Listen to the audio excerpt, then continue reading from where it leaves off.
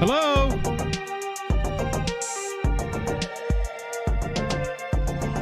Hello?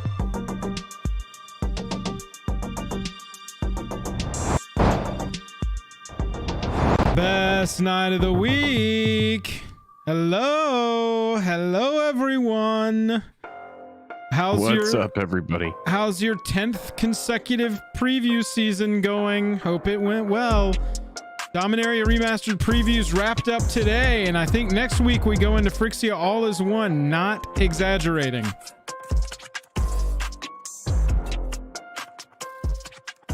So it's a wild time to be alive. Can show you may be in the wrong place. Chat, good to see y'all. How's your Wednesday going? How's your week going? We got a lot to talk about tonight.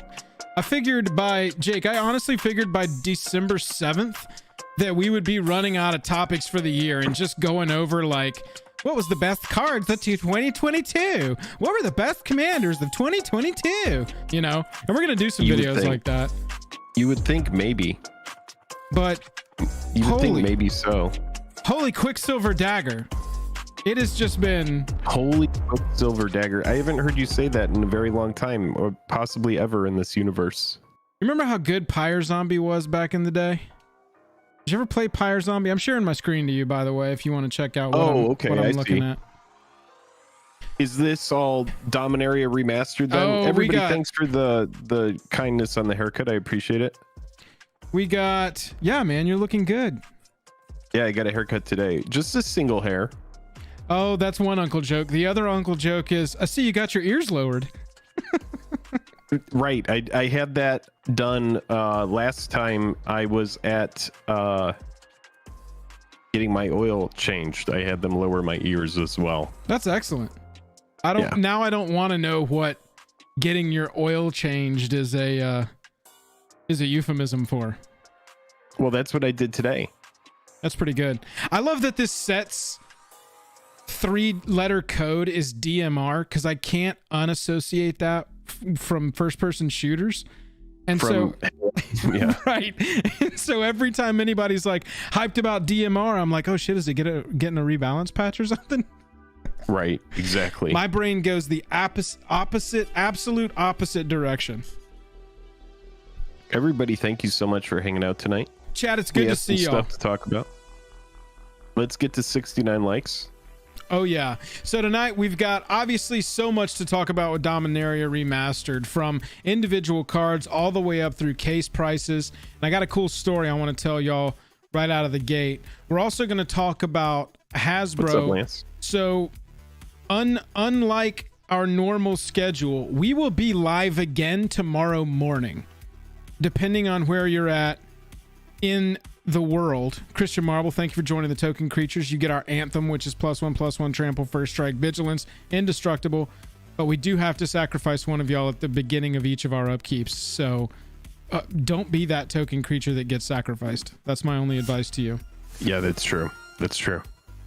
We just sacrifice a bot, but sometimes it's someone who's actually really in chat. Yeah. Yeah. And we have to. Achroma sometimes makes it's a real human. We are going to be live tomorrow morning, y'all, and I'm a little excited for it because we have really no idea what it's going to be. That's why in the title of the stream tonight there's a question mark, because they could just be like, yeah, we're fucking proud of how we do with MTG. We're killing it. Y'all suck it. We made more money than God this year off cardboard. Yeah, we're gonna do this. Right. We're gonna we're doubling the number of sets we release a year. We're gonna watch it tomorrow. It's gonna be crazy. So tomorrow morning, 8 a.m. on the Pacific Coast, 11 a.m. on the East Coast, Atlantic, if you will. We will be live. That's what they say. To watch Hasbro's Cox talk about MTG. Why did you giggle at that? I didn't giggle at that. That was serious, what you said. It seemed like you giggled. Tomorrow we're gonna watch Cox live. No, I didn't giggle at that. I wouldn't. Thank you. Because that's what we're going to be doing tomorrow.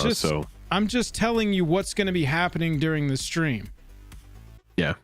I would assume the stream is going to be focused solely on Cox. That's what they say. So I have a little bit of an update for you, Joel. We filmed just a couple days ago and I wasn't feeling well. I had that headache, right? Oh, yeah. Did you figure out what it was? Well, here's the thing. I didn't go to the doctor. Well, why would you do that? What I did do, well, because then the doctor is going to put, the whole rigmarole and they're going to tell me exactly what it is. So I did what any logical person would do. And I went on the internet to Google my symptoms and try to figure out what it was based on. WebMD. Yeah. You Well, know what no, that stands for? You It's know, because Webb I'm not. Michael David. That's who invented that. Continue. Is that true? Yep. Michael David? Yep. Suicide medical. Prenny. Thank you very much for the $2 super chat with the little koi pair wearing a headband. This was actually a little Looking bit of bashful, a kind Jake's aesthetic in college was the tennis headband. I never had that kind of butt though, like that pair has. Yeah, for sure. You don't really have That pair can a jiggle. pear shape. That pair Well, jiggle all right, jiggle. So you didn't go to the doctor. Didn't go to the doctor. So what I did was, you know, based on what I was experiencing and how I was feeling, I'm pretty sure that it was acute bronchitis. Wow, that was a left turn. Okay. Yeah. Wait, And is this which like a? brings This sounds me- like a stand-up Which brings me joke. to the bigger picture, which is, I'm really happy that it wasn't an ugly bronchitis, because I can only imagine how awful that would have been. There you go, chat. Drums in chat. Drum riffs in chat for Jake. It had the tenor of a stand-up joke. No, Almost no, like I was telling almost you a like you were story. doing a bit based on how bad WebMD is. I typed in that I had a slight headache and a little bit of a runny nose, and it told me I had sinus cancer. Oh no, Joel, you should get that checked out though, because that is going to be a little bit. That's going to be a little bit too intense for the internet by itself. Right. Well, it's not going to be. just fine. It's not going to be in cabins. I had a lot riding on Jake in college, both personally and financially. Well, Ben, I hope that worked out, or I'm sorry if it didn't. Tinfoil Vomiters, $4.99. Super Chat said, brothers, check out the card Signal the Clans. All right. Yeah, we'll take a look at it. We will take some card requests here at the top of the show. Signal the Clans. This is from Gatecrash. Why are you showing me this? All right, search your library for 3 creature cards and reveal them. If you reveal 3 cards with different names, so good on Commander, choose one of them at random and put that card into your hand. Shuffle the rest into your library. Yeah, it could be really good if you get some redundancy on the 3 creatures that you're searching up. Yeah. Thing It's a is good card. you're always pretty much, whenever you go to search for something, at that moment, you need a specific thing. And so if you build it in a way that I need to remove that artifact, that's your goal, you better have 3 creatures in your deck that will destroy artifacts so that you can definitely get that. If that's the kind of thing you're going for with this. I mean, it looks like a good, I'm going to search up Craterhoof Behemoth. I'm going to search up Finale of Devastation, and I'm going to search up Pathbreaker Ebex.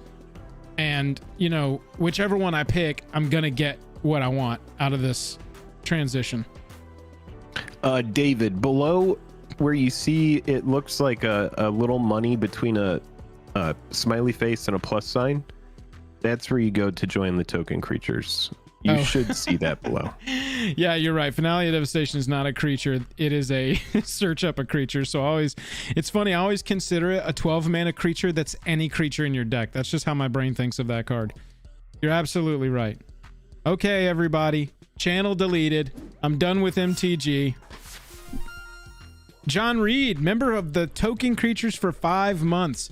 That means you're up to +5/+5. Flying, First Strike, Trample, Vigilance, Haste, Indestructible. But you are in the pool of token creatures that we may have to sack at the beginning of our upkeep. So good luck on that, pal. All right, so Jake, let me tell you this story. Oh, sweet. Okay, yes. I'm in. Let's do it. Jake and I ordered Brothers War Collector Booster boxes from Collector's Cache. Some of you may be familiar with the website. It's collectorscache.com, C-A-C-H-E. Why is that how, before we get into the rest of this story, because I know it's going to be a long one, I just want to knock this out, because here's the thing. Yeah, here we go. I'm just going to say this. Right.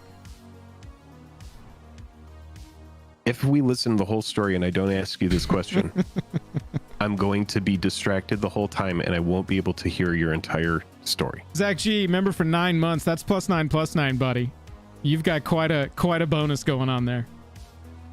Zach, thank you for becoming a member again. It's like renewing vows, right? Yeah.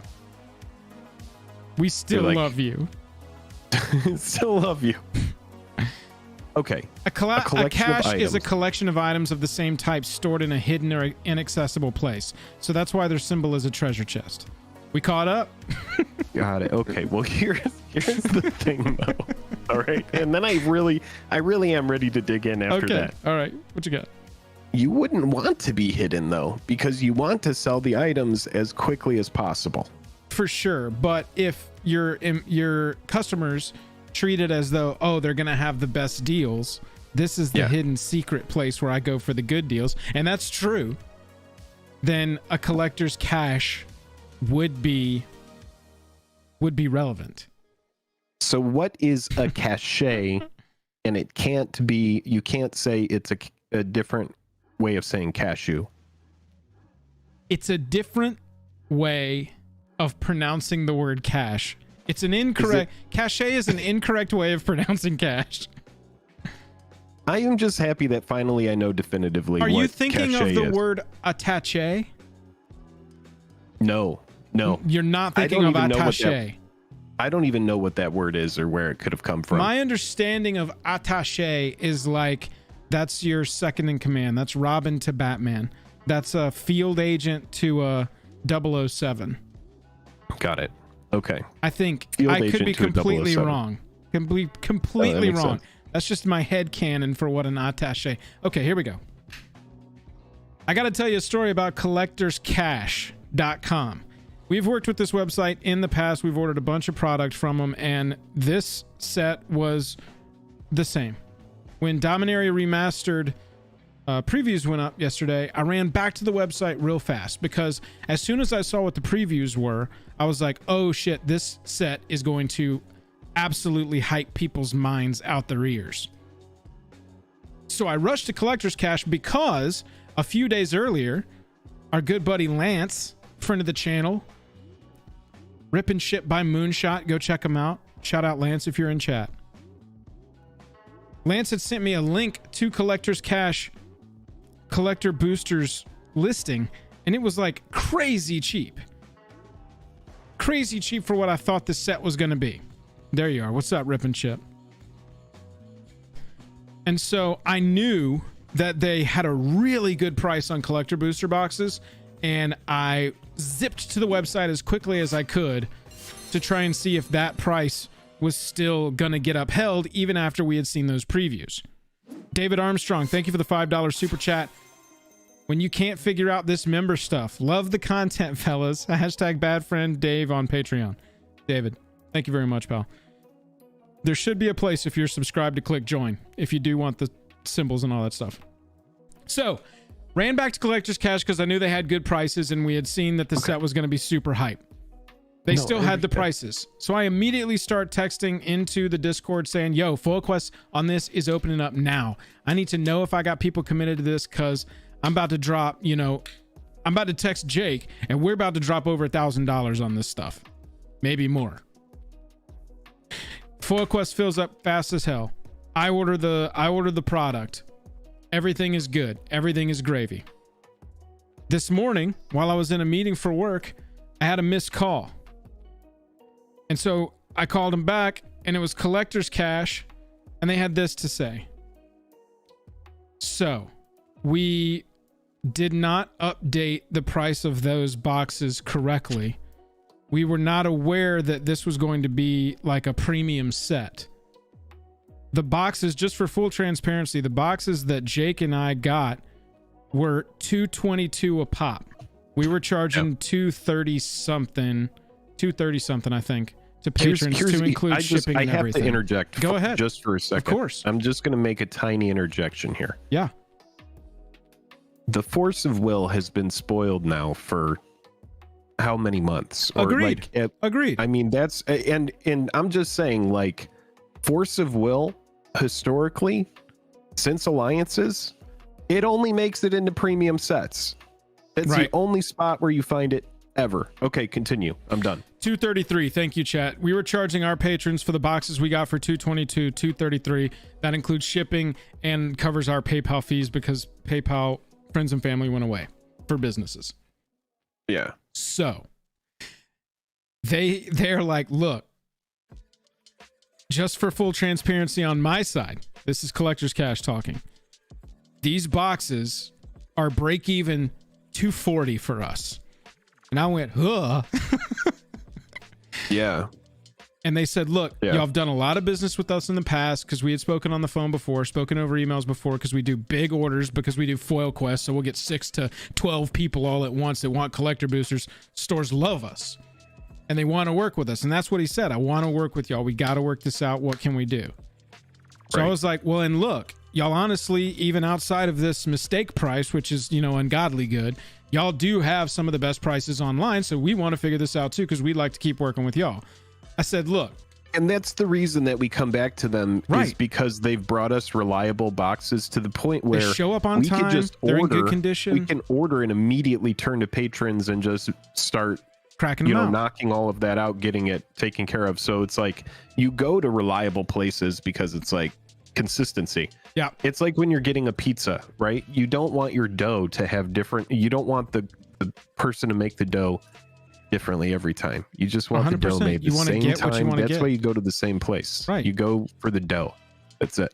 Go for the dough, baby. That's it. I explained to Collector's Cash, look, let me tell you what these are for.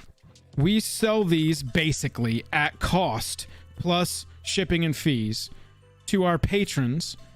They get shipped to us. We open them together on a stream. It's a big community event when this happens, especially the one-off sets.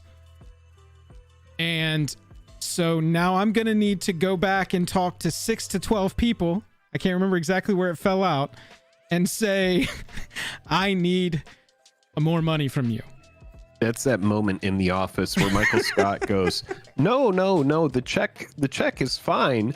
I'm just going to have to ask you for a much bigger check. And so I was like, you know, we've got 50,000 subs. Our stream at this point is pulling numbers. How about this? And basically he was there even before I was. He was like, look, we are heavy in Pokemon. That is our big main thing. And with Pokemon, we're really into the whole social media side of it. Sponsoring streams. People like Leon Hart, people like PokeRev are buying so much product from us. We'll just send them free stuff through sponsorships for shoutouts. Why don't we do this? Why don't we just say that stream is and this was us kind of together coordinating on this. Why don't we just say that stream is going to be sponsored by us, and we'll call it a wash, and you don't have to send us any more money or go ask your patrons for any more money or anything. So people in Foil Quest, patrons, just everybody. Collector's Cash is superb to work with. Super on the up and up. Yeah, that's true. Really? That's true. Really worked with us to find something that was fair for both of us. Because just I told him, I was like, I don't really want to just be like, you snooze, you lose, sorry, pal, and hang up on you, because we want to keep this going. Whoopsie, check your prices, Yeah, whatever. Not my problem. Yeah. Peace. No. Yeah, exactly. That was not where we wanted to go. They were happy to work with us. I told them I wanted to tell the story. Do they ship to Canada? Do not know the answer to that. You can probably ask Lance. Lance will know everything about him. Lance is actually who introduced me to Collector's Cash. And Zach, no, we don't have an affiliate code. It's so funny. I actually asked him, I was like, do you have an affiliate code? Not so we can get like a kickback, but just so we can track if we can actually send anybody your way. Because, normally we pump TCG Player because we get, like 3.5% something of those sales. And that really does help us. It contributes to us trying to do this full time and make better streams and videos for y'all. And so I just based on integrity of working with them alone, Collector's Cash, superbly on the up and up. Go check out their prices. That's another thing. Like, if you don't even care about us catching a break because we happen to have a YouTube channel, go and check their prices, because their prices are normally best internet wide. I can't tell you how many times, even before this, Lance will just cold DM me and say, hey, look at this price of these boxes on Collector's Cash. If y'all are thinking about doing this, check that out. That's what he did with Dominaria Remastered. So big hearts to Collector's Cash. collectorscash.com. We'll throw it in the description. We'll throw it in the chat right now. Make sure you go check out that website if you are wanting to buy some stuff. Pokemon, Magic, Yu-Gi-Oh, Final Fantasy, Dragon Ball Z. Jake's been playing a lot of Final Fantasy TCG recently, so he gets most of his cards. You can get a hockey puck, you can buy a hockey puck, a football, just the seams. You can buy just the seams ball. of a football. You can all sorts of stuff at Collector's Cash. Yeah, not sponsored. That was just me wanting to talk about a good interaction I had today with them. Yeah. And seriously, we've bought... I don't think we've crossed like the 10K mark with them yet, but we gotta be close. Maybe. I mean, we've bought a lot of product from them. I have their card here, actually. Oh, yeah, and we bought this. This is a good segue because I will say that next week we are going to have Brothers War Foil Quest. All of the boxes for that have arrived. You want to do that on Wednesday? Wednesday stream or Thursday stream? Here's their card right there. Oh, nice. Always buying. Aha. Do you want to do Wednesday stream or Thursday stream for Foil Quest?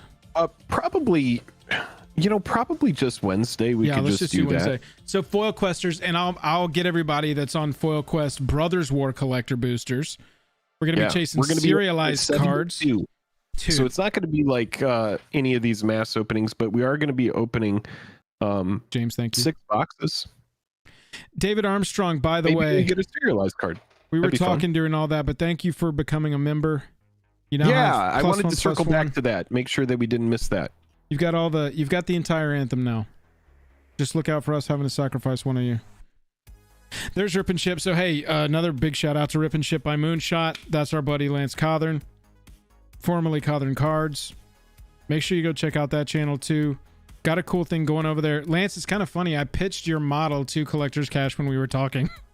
He was talking about how they hadn't really ever pulled the trigger on getting like an in-house streamer, in-house opener that lives around there and streams and opens packs. And I was like, if you don't know Lance Cothern, I said, have you ever heard of Cothern Cards, Rip and Ship by Moonshot, or Lance Cothern? Do you know anybody of this? Or Moonshot, the store? He's like, no. I was like, okay. When you have some time, go look at them. They got a really good model over there. I think that other LGSs should definitely be copying the model because he's basically selling packs directly to people all night. And it's a really fun time for everybody. And you essentially capture, in a way, the Foil Quest and community experience. Like, that's the reason why we do Foil Quests. Like, and here's the thing is Lance is going to go through a crap ton more product in an evening. And that's just like, how that stream goes. So good. Whereas, we'll open 2 boxes and it's going to take like a couple hours or something like that. And so it's a very different vibe, but it really is about that community experience because I could be sitting and opening a box at home by myself, but when you have chat there, more fun to do it they're together. Rooting for you and it's a good time. I mean, I have cards over there at Rip and Ship right now that I need to get. It's just like he's really good about taking care of your cards and it's a really fun stream. So definitely check out Lance's stream at Rip and Ship by Moonshot. John Reed too. made a good point. They do battles over there as well, where you can buy into a battle and you win everything based on whatever their circumstances are.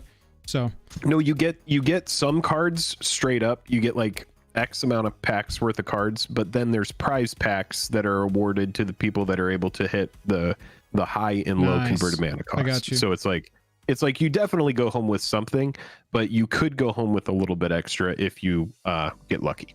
Hugh Murphy, yes, all the foils will always be shipped in a foil quest, pretty much. I don't think there's really any. There's not everything really... gets shipped. Yeah. Your box comes back exactly as is. Yeah. All of the cards go into sleeves. They go back into the box. The box will be taped up with painter's tape, and then that box will be shipped easily right inside of a priority mail small flat rate. So you're going to get every single thing that you open on stream. Yeah, it's collectors. It's different from War of the Spark. War of the Spark's got a lot of extra cards that need to be paired off to get that into a flat rate. Bob, what's up, man? MTG Gaming Bob. Dude, you're here. I wanted to say Joel got these to me recently, and I wanted to show these off, these beautiful proxies of the duels. So man, thank you for sending these. And know you sent them a while back, but Joel just got them to me and they look great. I'm gonna put them in some stuff. I let a box of shit for Jake build up until it's a time sensitive thing or it's full. Yeah, that's what I'm saying. I have cards that I opened up over at Rip and Ship that have just been sitting there in a box, and he'll just let them accumulate for you until the box fills up and then send it your way. So best way to do it. Yeah, Hugh, of course. Really looking forward to... Holy shit, dude. Oh my God. I saw your video. Everybody, dude, you want to watch Wolf Strider's video here? Yeah, sure. Joel? What is it? You'll see when we go to it. Just go to YouTube. Go to Wolf Strider TCG. Hold on. This is crazy. Look. Look, this one. Magic 30th anniversary cards destroyed. Oh my God, dude. Are you serious? I'm serious. Wolf Strider, you're a madman. What's going on YouTube? It's wild, I dude. have these. You've seen the video. I opened it with a bunch of people. Darth says I watched that. And everybody was Oh, like, Bob, they're beautiful, man. They're just absolutely beautiful. I saw Wolf Strider's name hanging out there, and I was like, I watched a video this week that you should definitely watch if you haven't already. The difference between me and you. I didn't want these packs to get out. I didn't want to sell them and have someone else feel Thea bad says, when Wolf they Strider, thank you for performing a necessary public service. You know? Yeah, I mean, it's a pretty wild video. And this product, you know, it's crazy. I saw Rudy's video that was like, it's going to be the next Summer Magic. And I mean, dude, I've been wrong before in the past. For me, it's not a product for me, but who knows, man? It could be one of those that's just like a fucking moonshot, and it's just like a curveball out of nowhere. You never know. These shouldn't exist. If there's one thing that is for sure, for $1,000, it is they should have MTG's most controversial product of all time. They should have made them accessible for everybody. Easily. Oh man, this is painful to watch. They took down that's a lot of cash that allowed people well, don't know how to I'm pretty sure Wolf Strider was a VIP badge holder, maybe, to make custom proxies. Oh my God. And it's also funny how Watsy made the announcement after the abysmal sales of 30th anniversary, not before. Yeah, Wolf Strider. I mean, grats on 138k views on this video. That's crazy. Number one. Oh, 138k? Let's go. For our niche, that's a pretty kick-ass number if your name's not Professor or Command Zone. And also, if your views and your retention time was good on this, I've got to say, to me, this is more of the overreaction side of this entire controversy. I got to meet people. I think that this is a fine opinion to have. This is insane that this is just every single card in a row. Oh my God. The basic lands, it's easier to watch the basic lands. For sure. Well, is it? I mean, those are actually cute. I'd run those. Opening packs when I could have sold them for 200. I don't know. For me, I'm kind of indifferent to it. Watch. Here we go. Blue Blast is about to get ripped. There it goes. It's dead. I wanted to open them. Hero. I wanted to have fun. I wanted to have the opportunity to open something that was like, okay, so also good on you for just sitting here and doing this, committing to this. $1,000 for this. $10 maybe a pack. How did it feel when you got about halfway through? Seriously, it's a lot of cards to rip in half just all by itself. I would have been fine with that. And committed to the double rip on each of them. Each of these cards got turned into 4 pieces. You're quartering the Wolf Strider, the Magic 30th anniversary cards. And I said I was going to destroy these, and I'm destroying them. I don't care that I said 1,000, 2,000 maybe were sold, because guess what? We don't. You kept the big value here's cards. The irony. Do you have the Mana Vault, the dual lands, and the token? I was looking for a dual land. These packs. I don't. I don't think Wolf Strider. It's funny, dude, because Wolf Strider's channel, Who has been super cool I reviewed originally these being opened in my first 30th anniversary reaction. So to see these come all the way back around full circle to being ripped up after they were originally like watched in reaction and like it's just the history and provenance of these cards is really fun. It's really fun to see full circle what happened. And the irony here is that by these being destroyed, it does make the other ones more valuable. I would have to work. People that want the weird controversial shit, they exist. There are collectors for that. And To buy 4 packs. I mean, like, look at all the cards like Imprison and I would not do that. oh my god, Stone Throwing Devils and those cards as well. There's a market for those cards. People buy them. I'd rather do Christian It was Marvel really- with the $5 super chat says, I have no love for 30th, but this hurts to watch. Yeah, I agree, Christian. This is on the other end of the reaction And scale the for P, me. right? to the I person who do wanted to have to. buy this off Okay, me. so to set the record straight, Wolf Strider said, so the land and the vault was stolen in Cards. Vegas. We can neither $1,000. confirm nor deny, but that's what they report. The land and the vault was stolen. to take down somebody who was trying to. Oh, well, allow that people could to sour make your custom experience proxies real quick. Just to print out for themselves. 4 days ago, Jake and Joel are Magic commented, holy cow. Yeah. When I saw that one, I was like, whoa. And honestly, And I also appreciate Dude, that you went through and you hearted every they're running comment. us- Hey, I they're mean, you running our got, wallets. fuck my opinion. You got a ton of right. support here. Not all this product is for us. I'm just telling you my reaction to it. You got my more than money's enough not gonna support go to there. take My money's gonna go somewhere else. one negative opinion on this reaction. Well, like, Oh, for sure. Stuff. Yeah, of course. I mean, It makes me laugh, It is though. what it is. This is ridiculous. I've dropped money on real cards, and I have that stuff. There's a sinkhole. All right.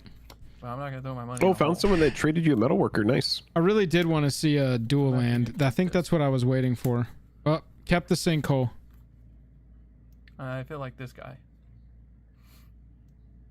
I felt exiled by the product, excluded, because I. Yeah. I mean, how many times has and we all Swords got to been watch from reprinted? afar. You know? It's a weird kind of all not situation because you look at it and you go, okay, it's a non-tournament legal Swords Enjoy that came Magic. out of a $250 pack. lucky enough to Am do I that. supposed to think it's worth something because it came would've- out of a $250 If pack? Hasbro would've When reached out Swords me to with it, Plowshares gets printed in every Hey, deck, can you I could open rip these? up 10 Swords to Plowshares say and anything no one negative would about the really product? even give a shit, you know? So it's like, No, I mean, the card's been reprinted Because- just so much. I just mean- don't agree with it. Yeah, I'll keep this. Who knows? I know I've for seen sure, actually, weirder you know what, shit, I'm man. gonna keep the tokens. Wolf- Stranger than Wolf fiction type Strider, stuff. These good video, man. These are I will playable. say you have this like, and it's funny to hear. Swords You to have Plowshare. sort of a. Oh, can you share Didn't do anything. thing? I haven't listened to any of the video. I've just been talking to you, Joel. Oh yeah. I need to remember to just to default it to But that. No, it's fine. I said It's I fine. wasn't destroy Oh, these and Bob, cards. I We're want wrapping to this tell one you, you sent me a couple lot of long you said that if messages I a did, couple weeks ago, You would and subscribe. I am so sorry that it took me this long to circle back. I So saw let's see if those you guys like keep your just end of 2 the days bargain. ago, and I was like, I can't just send like a don't 1 or support 2 this sentence product. line to this guy. I don't need to agree sit with down it. and I actually think it was type a out a bad long move. and thoughtful response because give it I some hope we just don't actual keep going down this path because some time to sit down. So just give me I might not a even little play bit Magic because I anymore. do want to circle back to your it previous becomes- stuff. I like this pile. much of What a was the sinkhole thumbnail? Because to jump my money if it's into not this play. pile, I've got some notes. It's just the Oh, cards. Dual Brain did a video on it. That pile was excelente there at the end. Yeah, so my take on that, it's an overreaction. That's not the response I think that I was trying to encourage people to have. I have been publicly very negative about this product, but this one's a step too far for me. The watching a car crash aspect of it, I would have wanted to see the dual lands get torched as well. And yeah, like maybe mix in like, oh, pop this one with a firecracker. That would have been funny. You have this like Rudy style cadence in that video too. It was like you were a quiet, whisperier Rudy. It was kind of funny. I liked it. But yeah, that was definitely something. Dude, someone needs to make a video on every video that Rudy's made about Magic 30th Anniversary Edition. Oh, I bet he's Because- been absolutely farming. Oh, it's insane. You know what? We should do that video. Chat. The Tomorrow documentary of Rudy's 30th anniversary reaction. That's the magic content that we need. Chat. Tomorrow morning, we're going to be live again. 8 a.m. Pacific. 11 a.m. Eastern. Tomorrow. Yeah, John, it would. Let's look at this article. Hasbro announced. Yeah, that dude, I'm so excited for this article. Hasbro announced that it will participate in a fireside chat at 8 a.m. on a Thursday. A fireside chat hosted by UBS on December 8th, 2022 at 11 a.m. Eastern. The webcast of the chat will be available. I don't know. All The right. webcast of the chat will be available on Hasbro's corporate website. The fireside chat will feature Chris Cox, CEO of Hasbro, and Cynthia Williams, president of Wizards of the Coast and Digital Gaming. The chat will revolve around the Magic the Gathering brand, which has come under fire in recent weeks after a Bank of America analyst double downgraded Hasbro's stock. Forgot that even happened. We made a whole video about that.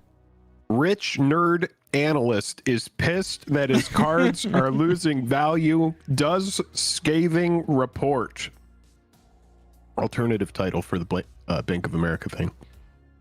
BofA research analyst Jason Haas cited the downgrade was a reaction to Hasbro's overproduction of Magic cards to help drive their earnings. The brand has also become the target of a recent greed social media movement. Social media movement. Social media movement. Bro, here's the thing.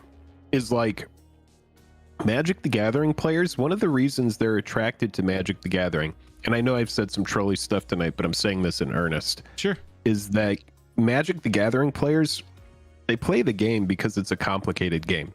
There's a reason why people like Dan Flash's shirts. It's because they have complicated designs. Oh, yeah. And Magic the Gathering players are very smart people. So eventually they put two and two together and they say, yo, stop milking the shit out of me. And now Hasbro is finally saying something. This is like the kind of thing in the stock market where you wake up and you're like, let's see what happens with my Hasbro shares. Is this going to be a bullish statement or bearish? Are they just going to be like, yeah, we don't really know what we're doing, and then the stock price goes down? Or are they going to be like, here's what we're going to do to restore confidence. Here's where we're going to dial back. We're going to try to make variants cool again. We're going to try to make them, you know, like valuable to you. Try to, you know, create cards these days that have the same allure as the expeditions from BFZ and Oath or the masterpieces from Kaladesh. You know, could they right the ship? I think they could. You're going to love this, Jake. I found this store, and this is my exact style. Is this your... I mean, when you walk by a store and you see a bunch of guys going in... Bunch of jack dudes just going in there. You go in. You go in that store. You go in. Yeah, dude, this is this shirt has some complicated designs. How much is this shirt? Oh, it's complex. That's like a $300 shirt. Wolfstrider, take care. Thank you so much for hanging out. So, fans and customers displeased with Magic 30th Anniversary Edition, see Wizards of the Coast $999 Magic the Gathering, posted various images of the Greed card, originally printed in Legends, nice source there, as replies to posts on the Magic the Gathering and Secret Lair Twitter we have a accounts short that covers this. Oh, dude, yeah, I mean, that short is part weird, of this historic announcement. Jake, between you and me, it's weird how much we had our finger on the pulse during this whole thing, because not only were you just like speaking truth to the people from the Hill, but when I made that short, I was just reacting to that tweet that I saw that night. I was like, this is hilarious. Without really talking about it, everybody just replied with the same card, Greed. And so I made that short, and now that's become this huge thing that's actually kind of annoying now, and everybody just replies to Dude, every Short is single amazing. tweet to Magic the Gathering or Secret Lair reply is just a bunch of greed cards. It's gotten all the way into like, all right, y'all, we got it. Just everybody relax now. Bro, that greed scroll is seriously, That was a real scroll. Long. It's so long. It goes on forever. That was a real scroll at the time of scrolling. So all of this to say, we don't know what this is going to be. When we had a stream maybe 2 or 3 weeks ago, and I cut a moment out of it into a short, because somebody asked, if you were the CEO of Magic, how would you do it so much better? And I said something to the effect of, I don't really have a ton of ideas, but I know that the first thing I would do is immediately from Hasbro, from the Hasbro side, not make Blake walk out there and take 100 bullets like they do every week. But Dude, from Blake, the Hasbro side, Blake has like a look of like he is just like, he is Wizards please. of the Coast's He's like, paladin. what did I do? He is blood cursed to be the paladin protector of that entire company. It's like most. I at the tweeted at end him of his today. days. At the end of his, it's like someone's had that conversation with him where they're like, if you do your job correctly, Yeah, dude. at the end of these days, no one will know all of the good that you did, Right. and you will be the fall guy. I'm pretty sure all of the the day time. that he's able to just walk away from it, he's just going to turn into dust like in Infinity War, because he will literally have spent every ounce of his spirit ignoring chat on stream day from Wizards. Look, but he even, he tweeted today. I just have to open the cards. Leave me alone, please, Right, dear God. right. Stop yelling greed at me. And we'd love if you would interact with chat and stuff. So Yeah, make it's like, sure that fuck that's on your that. radar. He tweeted today, thanks to all the people who are positive, it's really nice. And I just tweeted at him, the most underappreciated man in the Pacific Northwest, because that dude he has to have impenetrable skin at this point. I said in that short during that He's got stream, like a doctor vibe. Like he's A the guy doctor? who's gonna like deliver the news, and it may not be good, but Right. he's not gonna let you know based on how he says it. What I said was they need to have a stream that's transparent and actually answers questions, gives reasonings for the reasons that gives reasonings for the choices that got us to this point, and Right. describes what the roadmap is going to look like going forward. And it doesn't have to be immediate changes, because I know, I'm not stupid, this game works 2 years out, right? Like if anything changes today, we won't see it until 2024. Easy peasy. So, and maybe not even then, like after 2024. But I said you got to I get would on love there that. from And the I don't Hasbro even think side. it would need to be one card. I think it could be multiple cards a year. Maybe one of each color. Maybe one of each card God, type. that would cause a fire sale every single time those cards got put on the reserve list. They would just spike. Yeah. And so I was just like, you got to be transparent. You got to answer questions, and it needs to come from the Hasbro side and not Wizards of the Coast's fall guy.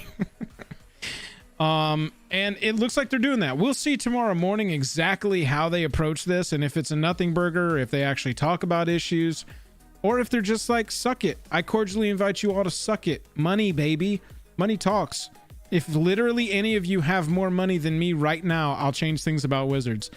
Maybe he goes in there and he comes with that energy. But hopefully not. I'm really excited to see what they say. It will be the most stock type related thing that we've ever streamed. Just like a reaction to a corporation coming into the news to comment on why its stock price sucks. I mean, that's what's going on. Like, if Hasbro's stock price was high, there would be no fireside chat. No. It wouldn't matter how mad we were about the product. They would not wouldn't give go two into fucks. the woods and get some logs and make some hot cocoa and find some Adirondack chairs. No, they are going to go to Maui and they're going to, do cocaine out of, the lower back of whomever they are really into at the time. And that is going to be the story. And it's You know, it doesn't matter. Gaming Bob, MTG fans. that is quite a call.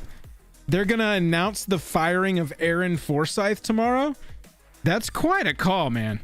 Chad, if you're not familiar. That's wild. Bob.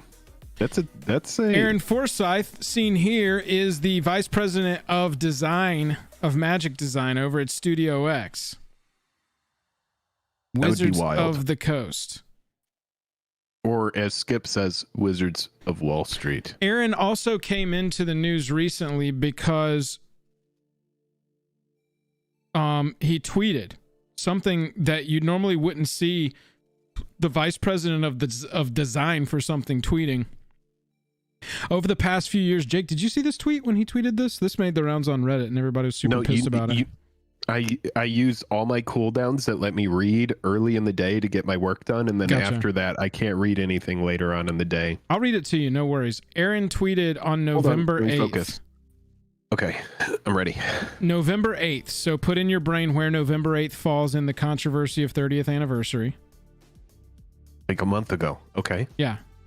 Over the past few years, standard play has dried up in many stores. I have my own list of possible reasons, but I'd love to hear from you about your store community. Why has sanctioned standard play declined relative to other formats in your store? And it's a pretty benign tweet if you just take it at face value. But when you realize that it's the vice president of design tweeting this, and you start looking deeper into, like, why would you tweet this? Why would you admit we're killing standard? I mean, it's I hope your list of possible reasons isn't because y'all are dumb and we're making good standard and you're just not playing it. In many stores. Okay. Have you heard of Arena, Aaron? Have you heard of MTG Arena? Do you remember the pandemic? I saw a tweet. It's just so much easier to pick up a game, and yeah, the pandemic comes to mind. I saw a tweet the other day from somebody that said, "You're telling me this pandemic isn't over when we've tried everything from pretending like it was done to pretending like it never existed?" Anyway, this is tough. This is tough because people are obviously playing standard on Arena, but I don't know, maybe I don't know that Aaron has anything to do and more collectors coming into light, and standard is such a weird format that's so hard to keep up with. I mean, like, think about it. You know, if you're somebody who plays standard and you're making it up to the store like maybe like 3 or 4 times in a season with a standard deck, did you even really like get the most out of that experience, especially with, you know, people playing in stores declining and that kind of thing? Like, if you're not hardcore making it up to the store a lot, then you're probably not getting your money's worth out of standard. And the problem with standard is you have cards like that spike, they're worth something, you buy them and then they get phased out, they're worth nothing later on. You know, I could think of a bunch of cards that have done that exact kind of thing, where there's something, they mean something in standard, once they're out, they're gone. Hostage Taker, History of Benalia, all of those kind of cards where it's like they're just like flash in the pan type stuff, and they don't mean anything once they leave. So I don't know.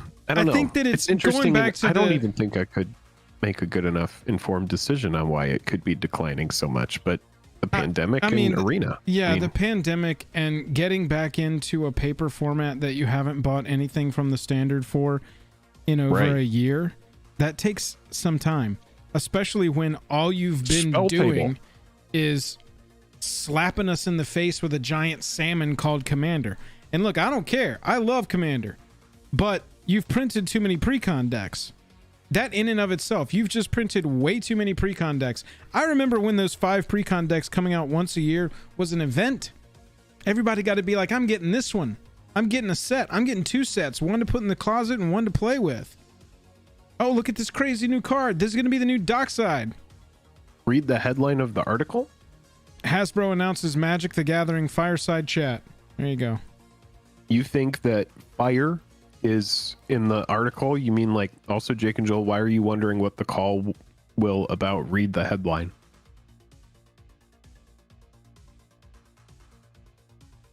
Dom says I stopped playing Arena after Eldraine.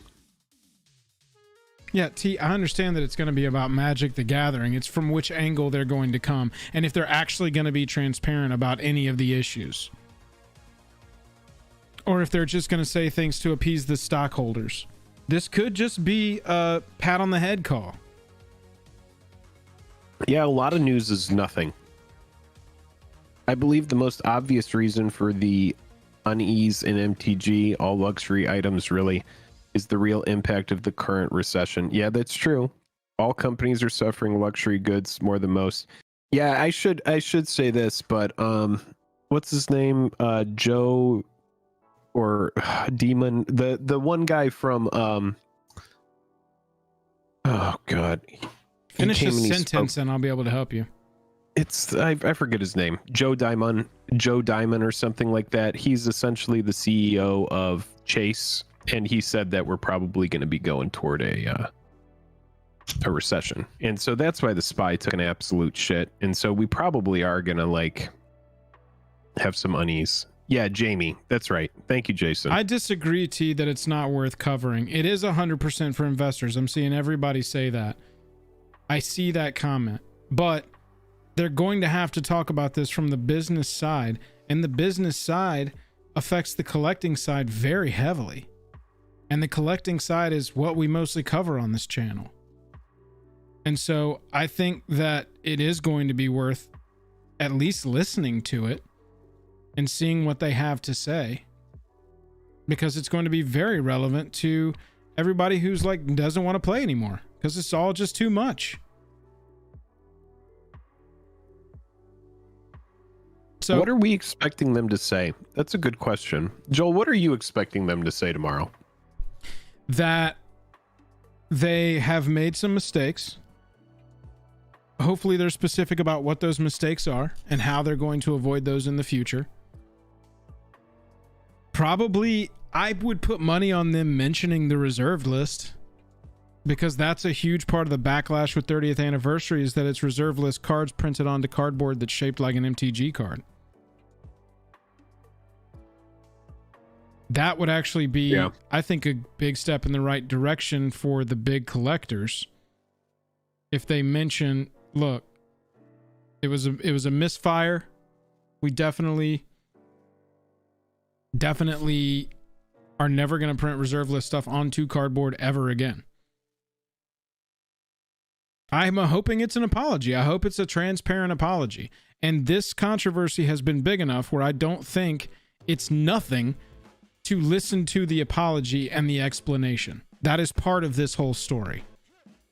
Yeah, and this will probably give us some closure as to what's going to happen with the rest of the product. They'll probably have some sort of like, we're going to give it to LGS. Like maybe that rumor becomes a reality tomorrow. There could be someone who's like, we're just going to give it to the local game stores. They can charge what they want for it. We have our price that we picked. But the thing is a bunch of people have already paid cold, hard cash for that. So, and I know that people have talked about this. If they say, you know, local game stores, you can buy it for, you know, a lot cheaper from us, or if you get it and we're saying, you know, sell it for whatever, all of those people that paid a lot of money for it, I think they're going to be pissed. It's going to be, it could get weird tomorrow.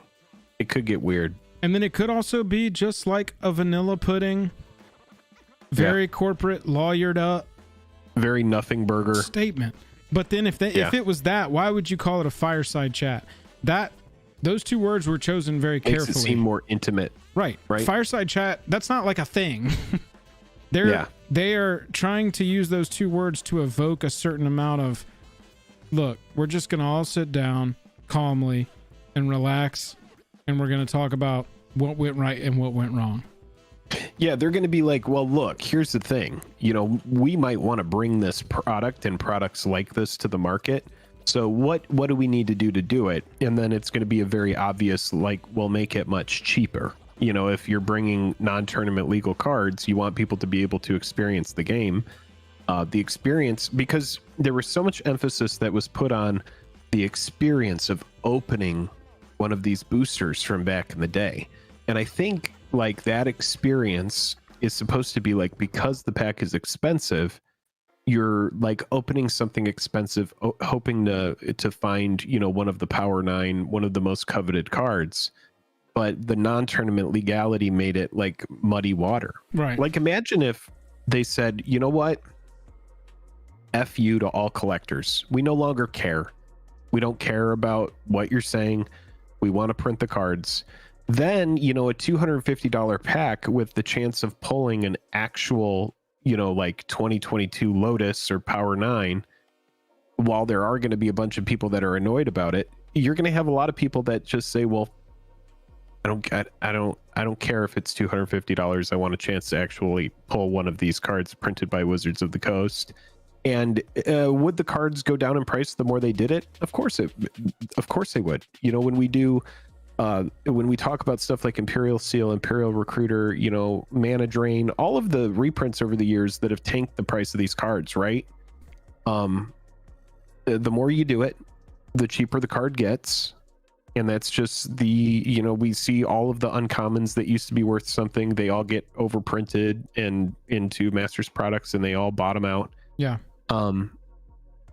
But, you know, if they said, you know, F you to reserve list, to the collectors, and abolish the reserve list, we're going to print $250 packs and the cards are going to be tournament legal.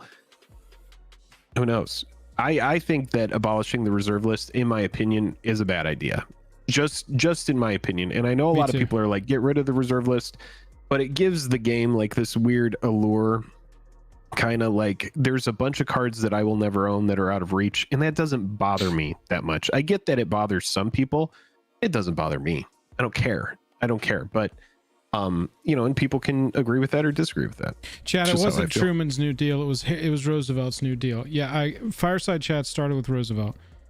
They wanted to make it a conversation instead of just a speech, and that's what this will be. It's not going to be off the cuff. It's not going to be improvised. This is going to be a very scripted, casual-seeming conversation. Yeah, FDR was Fireside, and there's Truman. A lot of people that want to get rid of the reserve list in chat, and I completely get it. I see both sides of the argument. There's part of me that's like, I see the reserve list as this gold standard, where it's like there's on Earth a finite amount of gold. That's what the gold standard is. It's based on this thought that you can't create more of it. What's here is here. And so it's like, I see the reserve list as this thing where I'm like, I've made peace with the fact that I'm not going to have a lot of these cards. I don't give a shit. But I would rather have something that I know in some capacity works. But I also see the power creep and them trying to be like, well, if we can't reprint the reserve list, how do we get people to buy all of these new products? How many bells and whistles do we need to put in? How many different variants do we need to put in? You know, so it's like they're trying to get people to want to spend oodles of money on newer shit. And I think that's like, that could be a product of the reserve list as well. So it's such a complicated thing. And after even understanding all of the different complications, and I'm sorry this has taken so long to say, I'll just say this, even after understanding all the complications of the reserve list, I still fall on the side of the fence that's like, I'm for it. You know, it's weird. It's a very gray thing for me. I like to sleep on the fence. The trick is putting the post in your mouth. Look, good idea. When the Magic 30 videos were slowing down for our channel, we were talking about, you know, like, we didn't want to just squeeze out a video to not be about anything. It's got to still have content. It's got to still be another part of the story. And regardless of your opinion on whether this is a nothing burger happening tomorrow, or if you think it will have something in it, wherever it falls, being a completely corporate nothing or being something that's actually legitimately got content, that's another part of this story. We tried to project, Jake and I did, you know, like, is this story over? Are we moving on? Well, no, the tweet happened. Currently unavailable for purchase. The sale has concluded. That sort of adds layers to the future of this story. When are we going to see these packs pop back up again? That's going to be a big deal. When and how they use those again? I said, Jake, should we make plans to go to Philadelphia Con, try and get ourselves a Lotus badge or two, and see if they just give these to us. Let us enter into the story. Right. And so it's like, this is I'm fine with skipping it. I'm straight. Yeah. This is just, my point is, this is another part of the story. This could be nothing. Yeah. I see the comments, but that in and of itself is interesting to me. If they take all of this stuff, decide to have this thing, decide to have the CEO and the president of Wizards of the Coast come out for this scripted combo, just another part of the story. Yeah. I want to highlight this comment from Bob here. I wish I made the video more sensational 2 years ago about this very reprinting. I called out in the first 2 minutes of my video, reserve list talk plus giveaway update. Yeah, I mean, I had a conversation with our local game store owner. His name's Jason. Jason was going on about how he was like, it's only a matter of time before reserve lists. He goes, what they should do, if they're smart, he goes, they should just print gold border cards again. All the stuff that just needs gold border reprints. And just his difference was make it cheap. And I had this conversation with him for a while, and I agree with him. I think it could be good. If you did want people to experience the game, celebrate 30 years, just make like $100 box of it, 24 packs for $100, and people can draft it, whatever, get 8 friends together, be like, hey, you want to draft that new alpha or that new beta reprint set? I think it could have been fun. And then you do have a bunch of Wizards made proxies that just go into the market. Jake, UBS is a huge investment bank. Public company incorporated under the laws of Switzerland. It's a Swiss bank that's hosting the Hasbro fireside chat.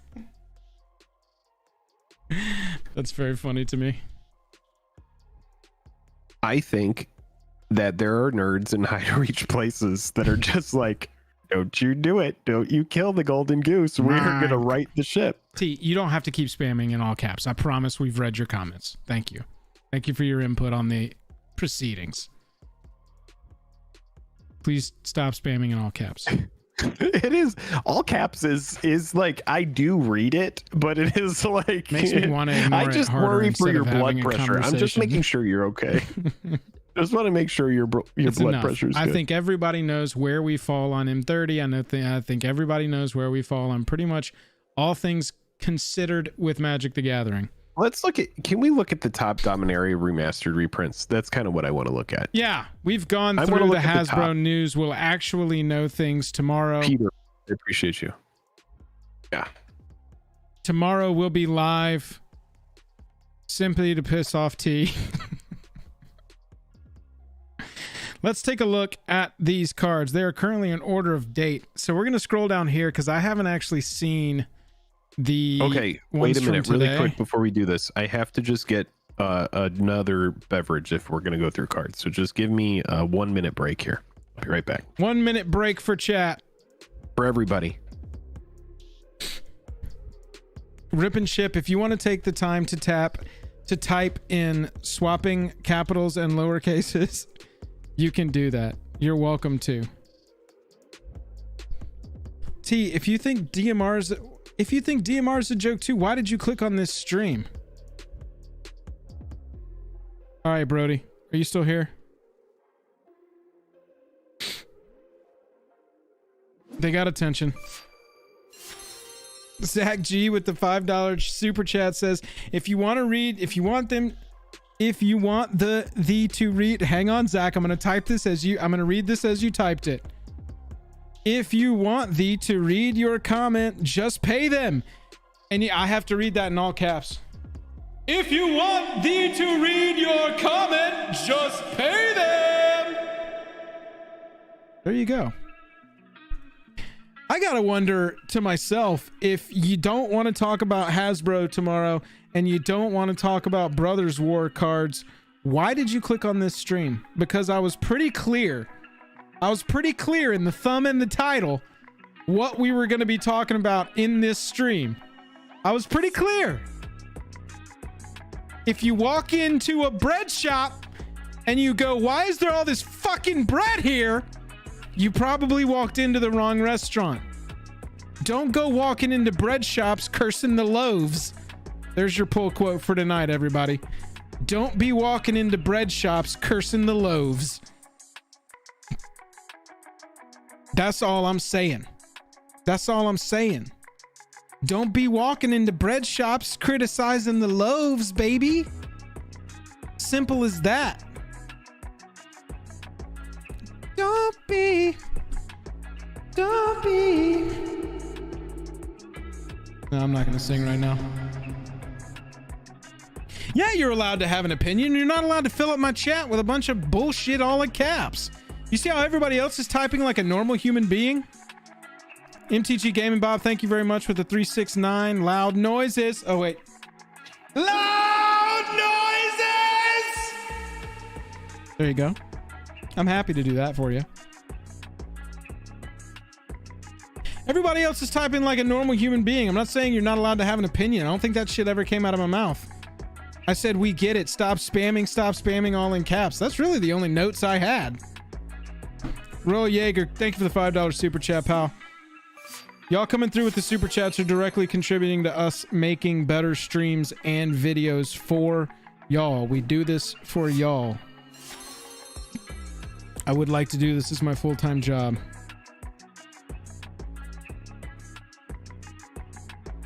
What did Hasbro have to say, Magic Pugs? We don't know yet. That announcement is tomorrow. We were doing some speculation tonight. Some people wanted to speculate with us. Some people did not want to speculate with us. Food Time member for 24 months. Jake, 24 months. Food Time right now has plus 24, plus 24. Oh my God, what the hell? 24-month badge. That burp snuck up on me. Jesus. Oh my God. We're getting a couple. Royal with the $5 super chat. Thank you so much. Yeah, I yelled at a chatter and everybody's throwing money at us. And also Nerd Wasteland with Jake, the $4.20. Oh, there we go. That's the weed number. Jake, I came up with a new saying. You ready for this? What? New channel saying. This? Okay. Don't come in. I have not signed off on this. I know. So I'm pitching. What is it? I'm pitching to you right now. Okay. Don't come into the bread shop criticizing the loaves. What do you think of that? How does that make you feel? I think if you do walk into the bread shop, don't insult the bread. There you go. That's all I'm saying. The door, the sign on the front of the door says, hey, we're talking about Hasbro and Dominaria Remastered. Don't criticize the loaves in the bread shop, baby. Don't criticize the loaves. Food Time likes bread. It's like top 10 favorite things. All right. Favorite bread-based movie line is this. God, I love bread. I could eat bread for every meal. Didn't you know that bread makes you fat? Bread makes you fat? What movie is that from? Is it in the Joel goes into a magic shop and criticizes the Pringles. Is it in the Apatow arena? Oh my God. I don't know who directed that. Chat's got it. A few of chat got Scott it. Scott Pilgrim. It is kind of in the Apatow arena. It's in a lot of those people. It's Apatow adjacent. I don't know if he actually directed it, but it's definitely Apatow adjacent. It's Apatow adjacent. Yeah. Faux show. You want to look at some cards? Or should I yell at chat more? I was going to say something to you, but then I forgot what it was. So it doesn't matter what it was. We finally got the Zera Aryan reprint that everybody was asking for. Oh, so Zera Aryan is a Uladite, I believe. Hold on one second. Jake's got to look up some words. Yeah. Yo, with the $5 super chat said, I asked earlier and I have to know, do you think Rudy's $799 box influenced, changed, encouraged Wizards' decision to price it $9.99? No, I do not. I don't think they pay attention to any of us content creators when they're making any of their decisions. God, I remember Spinal Embrace back in the day. This is such a nostalgic set for me. I know I said it in my video yesterday, but just like the nostalgia for this is smacking me right in the forehead. I asked earlier, and I have to know, do you think Rudy's $7.99 box influence, change, encourage Wizards' decision? What was the $799 box? His I'm assuming you're talking about his 6.9 year anniversary box. Oh. Dude, Mystic Enforcer, Absorb, Phantom Nishoba, Quicksilver Dagger. These were all cards that were just dude, all of these. Fire and Ice. Is Fire and Ice in here? Nope. Order and Chaos, though. Oh, Damping Sphere. Damn it, Jake. I have so many Damping Spheres that I forgot to get rid of. I have like 120 Damping Spheres. I'm so stupid. For what it's worth, I don't think I'm actually curious if this set moves the needle too bad. I know it will a little bit, especially for some of the bigger cards. It definitely will. Yeah. But this seems like it's cool. Gonna be a limited thing. Kind of like Time Spiral. And yeah, Dom 1118, this is a huge point that you're making. There is a lot of bulk rare in here. The good hits are good, but there's not a lot of medium hits. Look at this card.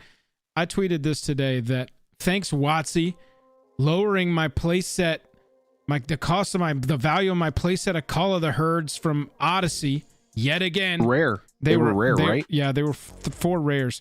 My father bought me 4 Call of the Herds before. Oh, did he? Yeah, they were in that red green because I could discard them to Wild Mongrel and then flash them back and create a 3/3. Oh, yeah. Nerd Wasteland gifting a Jake and Joel or Magic membership. Codelicious, congratulations on your gifted membership. Make sure you thank Nerd Wasteland. Nerd Wasteland, thank you for coming through. Yeah, thank you. Yeah, so Dad bought me, when I was a young little whippersnapper, 4 set of Call of the Herd and a 4 set of Birds of Paradise. And, you know, for him, that was buying 8 pieces of cardboard. He didn't understand this game. And it was probably like easily $10 to $20 each on all of the cards. I think $20 each on the birds for sure. Yeah, so your dad listened to you. Yep. And went with you, and you were like, Dad, look, they'll make my deck better. I have to have the birds. Yeah. I have to have the Birds of Paradise. And he was like, all right, I'm gonna get you these, but please take care of them, kind of thing. Yeah, I mean, that's just like, that's absurd. I wish that I had played the game when I was younger, because I think that I probably would have started collecting earlier. Well, I mean, I'm trying to, like, at that age, you don't really understand booster pack versus singles very well, especially back then when there was no internet. And so, and that's another thing you have to realize, like, the internet, God, I remember getting the little inserts in bundles. They were called fat packs back then, and they also had a book in them.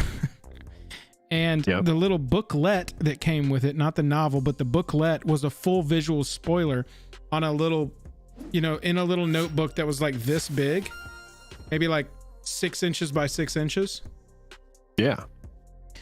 And that was the full visual spoiler. I remember, sitting on the toilet when I was a little kid, just combing through that, looking at the new cards, looking at all the new cards at once. What was the good stuff?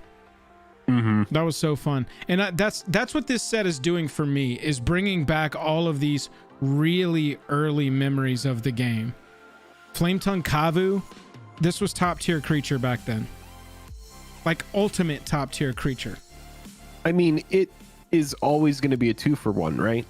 You got a 4/2 body that comes in and kills something. It's really good. Some call me Tim, joining the Token Creatures. Thank you so much for the support. Some call me Tim. We appreciate that. You get our anthem, but we do have to sacrifice one of you at the beginning of our upkeeps. So good luck on that. Look at that deep analysis. Counterspell getting its 3000th reprint. At least it's the cool art. Yeah, it's great art. I do appreciate the that EMA art. Hey, Peregrine Dragon, if anybody, or Peregrine Drake, if anybody needs to do a lot of like infinite shenanigans, That's a huge way to do some infinite shenanigans there. What do we have for rares? I kind of want to like look at rares. Yeah, there's some good stuff this here. is all the new stuff. Okay, so Gemstone Mine is Wrath. not a nothing. This is No, Gemstone Mine is a good card. yeah. It's fine. I'm assuming CEDH plays Gemstone Mine because I mean, how many times you're only getting to turn 5, right? Maybe turn 4, and so like 3 times of perfect mana that should do it for you, right? Yeah, and there's some. Yeah, not only that, but there's ways to return it to your hand and that kind of thing. Okay, so we're into yesterday's now. So now we'll see the big value stuff.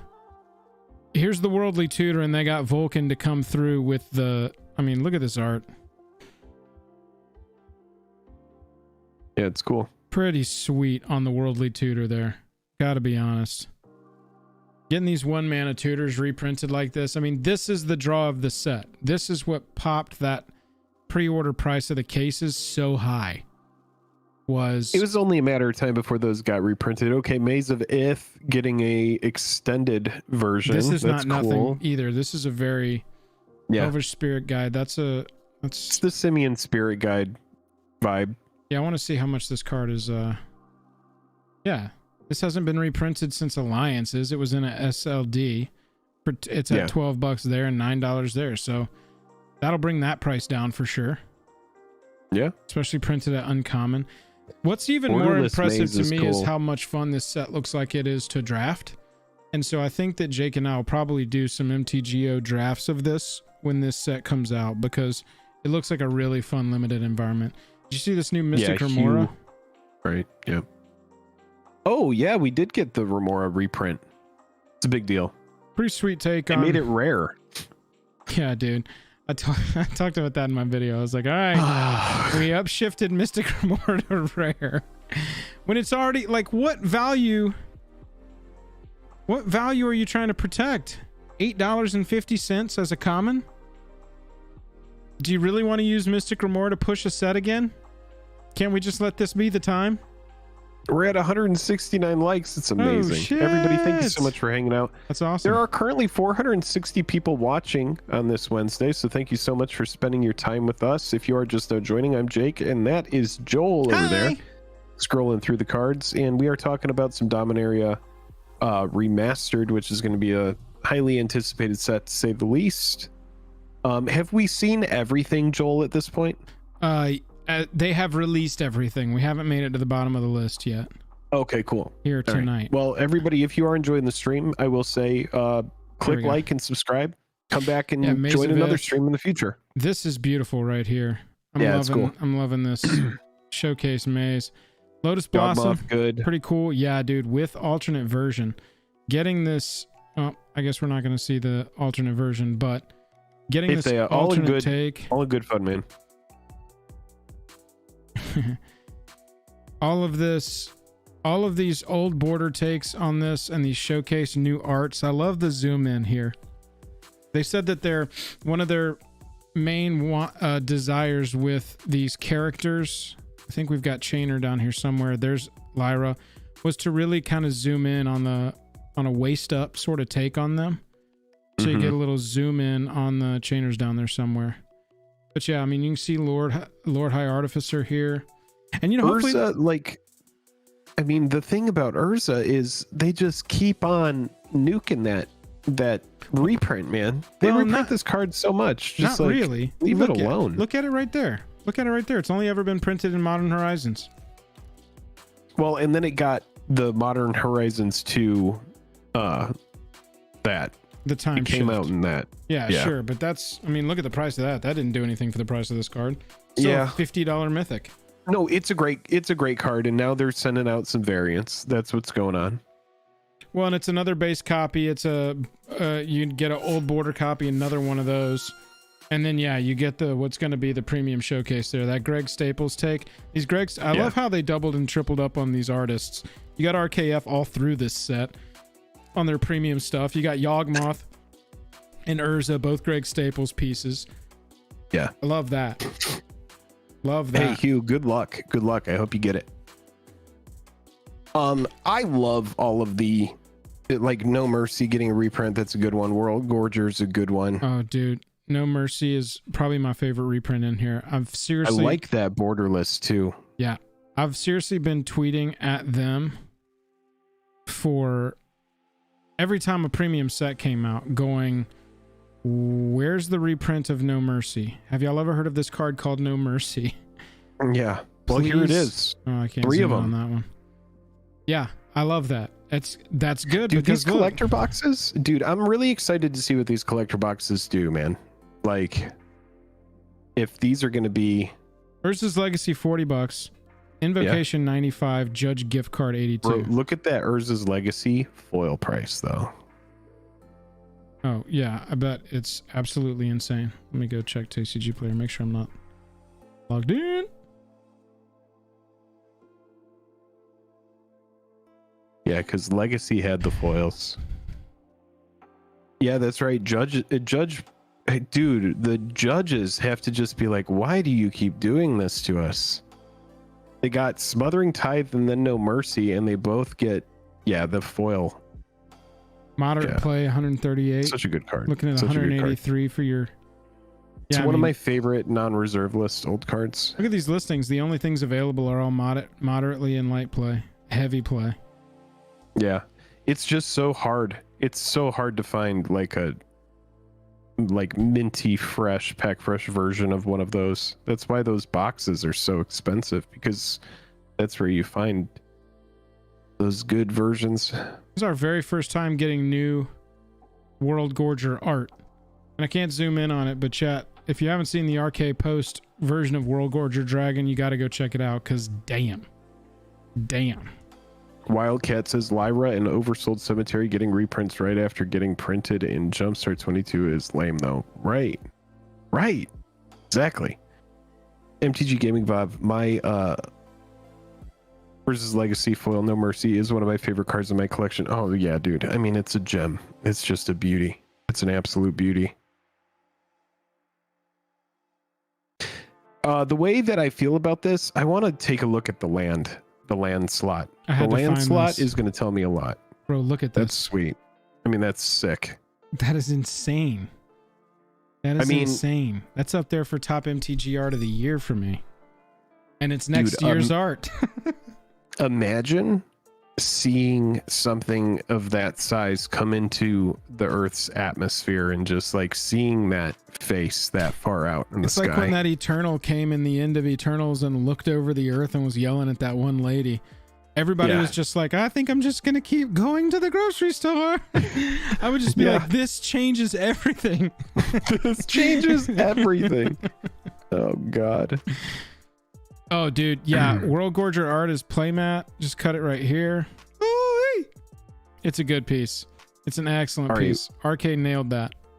What do we have other than let's keep going for lands? Okay, Legacy Weapon. Now, that's kind of funny, Joel, because we had talked about Legacy Weapon, and when we were talking about this set, I remember you making a note and saying maybe we see a Legacy Weapon reprint. That would be a card that's thematic, and that's an important card in this lore. And sure enough, we got it. Last chance, $20. Secret Lair, you got $45 for Portal and Starter 99. So pretty cool mythic there. It's just like the mythic slot in this has a ton of heat. The rare's got a little bit of heat. And then it is a lot of bulk stuff. That's just what this set is going to be. I think buying the collector boosters and shooting for the highest targets. If you're going to open packs, fire away. Come on. Hunting Ground reprint. I remember covering this one in a Secret Commander Tech video. Now it's being reprinted at Mythic. William just gifting a membership. Thank you, William. Who's been a member for 4 months. Daniel Allen gifted a membership by William. There we go. There you go, Daniel. Make sure to thank William. And William, thank you for resubscribing as a member. Yeah, the big piece of World Gorger Dragon that was on RK Post's Twitter. Right now we're on a website called mythicspoiler.com. Scryfall hasn't updated yet, and honestly, God bless them over there. I don't know how they're possibly keeping up with everything anymore. Yeah. Vampiric Tutor reprint just after reprint in Commander Legends. So it's like 2 years removed. And what did you say, Jake? Now this breaks the seal. All of these cards that had just been sitting on the bench forever as huge reprint equity. Now the cadence is just going to increase. Yeah, I mean, and they know what they're doing here with a product like this, with cards that are hits like this. There'll be a good bit of it that makes it to the market. I mean, let's take Double Masters. This is why I keep talking about the land slot, because I want to know what rare lands they put in here. Because when you look at a set like Double Masters 2022, for example, I hope that a lot of people learned from Double Masters 2022. After a couple months of that being out, you start to see massive adjustments in price. And since that set has come out, I still see massive adjustments happening. You know in what price. the lands are? I think we talked about this. Maybe I just glanced over it in the video. It's the check lands. You've got the layers and you've got check lands. Okay, so the layers come in. Oh, Trevor's Ruins. Yeah, of course. Dude. Trevor's Ruins. Okay, so you have the layer lands and then you have check lands. Okay, you have the check lands that are from enemy check lands. The Innistrad ones. Okay. That's not bad. Those have actually gone up in price, and those are really good in Commander. What's going to be the most expensive wish that maybe one? those have got a variant, but probably. Yeah, Sulphur Falls is an expensive one. $3, $4. I mean, that's it's not a ton of reprint equity. All right, so I have a vibe from this. Oh, Time Stretch. Okay. We had seen Time Stretch. We had seen Sneak Attack. We had seen Jester's Cap, Arborea, Birds of Paradise, and then Force of Will. And then it started off with Urza's Incubator. Urza's Incubator is a big one. Sylvan Library. Okay. Yeah, see, Test of Endurance, which was just one printing ever. You know, not going to hold that price that it had. Oversold Cemetery, I think, has been reprinted a couple of times recently. No, not really. Really? Oh, I can't spell Cemetery. Tery. Jumpstart 2022. That's why I thought. Oh, that's right. So they get them in like back-to-back slots. But after just Onslaught Forever, I prefer it not being back-to-back sets. But at least we're going to get, Dominaria Remastered is going to get us 3 different versions. Can we just look at Mythics, and then I want to just cruise rares? I want to skip all commons and uncommons. And This is Mythic spoiler. I'm not on Scryfall, so I can't sort bad. like you want to sort. Sorry. No, I apologize. No, all good. Divine Sacrament at rare, womp. Grim Lavamancer, huge nostalgia vibes for me. Womp price though, womp. Not a big deal. That one has been demolished.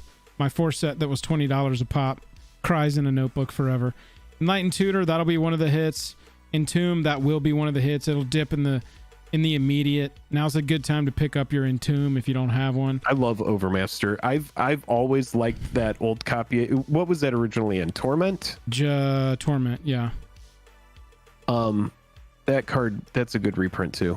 I've got a ton of these in my notebook. It's so funny. Torment. Damn, $12 before the reprint on Overmaster. I mean, look at what it does though, because in CEDH, like huge. You want to play something like that just like gets your next thing through. For sure. It's good. It's Fire a good spell. Nice, love that. We got new Dark Depths with a new token. So new art on Dark Depths and Marit Lage. If you're interested in that kind of thing. Mogcatcher's in here. Okay, that's good This too. is what I was talking about. Chainers, that zoom in art a little closer to it. Dude, it's just such nostalgia vibes. Kamal and Chainer, those were the characters when I started playing. Here's the mystical tutor we covered. Yeah, a good tutor cycle. Okay. It's not a bad set. I wouldn't give it an A+. I would give it like a solid B. I'm looking for like the over the top card in it, and I think it's like Force. It's I think chunk. Force is... Yeah, obviously Force, but it's a chunk of really good hits. The tutors, at are they all at rare? Are the tutors all rare? Except for Vampiric, which is a mythic. Okay. Thank God all the tutors are rare. You've got a chunk of mythics that are really good hits. You got a chunk of rares that are really good hits. And then there's not much in between. And then you're down to basically worthless as far as monetary value goes. Yeah. No, I can see that. I can see that. I mean, that's the vibe that I'm getting is like there's some really good cards in it, like most sets, but Yeah. they didn't go over the top. It's No. not super pushed. No. So, But it is, I think I'm gonna open one collector box of it. That's what I'm gonna do. It's exciting to me for reasons outside the value. The fact that it also does present like this is going to be my opportunity that I'm going to take advantage of to grab a Force of Will. I love the Giancola art. I love the RKF art. Either version here, any of these three. Either is good. Yeah. Any of them are good. Urza's Incubator This is a big an card opportunity. too. I will grab an Urza's Incubator. Let's go through Bro, this. I'm gonna say this though. I've got Urza's oversold. Incubator being mythic. What an absolute fucking travesty. Protecting them, protecting their reprint equity, bro. Right. But here's the thing. Nobody looks at that and goes, "Oh, that's a mythic effect." Right. A mythic effect ends the game. A mythic effect is like the Great Henge. A mythic type thing is something that's going to win the game. It's going to be a big bomb type creature. It's going to be an actual mythic thing. Urza's Incubator does absolutely nothing when it enters the battlefield. All it does is make your shit cheaper. The fact that got mythic, it just ignores everything. It's like just such a well, mythic idiot move. I feel like mythic has been redefined now because we've seen some cards at mythic that are clearly protect the reprint equity plays and don't have really anything to do with what the effect of the card is. Just have this been reprinted recently. That Urza's Incubator should not have been mythic. That's just final answer. I think I've gotten Enlightened Tutor. I've gotten Entomb. I'm trying to figure out exactly what I'm going to pick up in singles from this. Mystical Tutor, I'll grab one of those. Yeah, we haven't even Tutor, talked about I've got Jester's Cat because that's just a meme. Like, I mean, dude, not in the new Mishra deck. Let me take you on a little walk here. Jester's Cap. Here we go. Pay 2, sack it. Search target player's library for 3 cards and exile them. The card Mishra from the new Precons, Eminent one. At the beginning of combat on your turn, create a token that's a copy of a target non-creature artifact you control. Sure. It becomes a 4/4. It gains haste. You got to sack it at the beginning of the next end step. So if you're creating token copies of Jester's Cap, attacking if you can, not if you not, and then paying 2, sacking that, it's only going to take maybe 2 or 3 of those. I'm talking real narrow here. It's one commander where I really like this card. But if I went into your commander deck and took out 9 cards, specifically targeting like your win conditions, I think I'm going to be able to hamstring you pretty hard.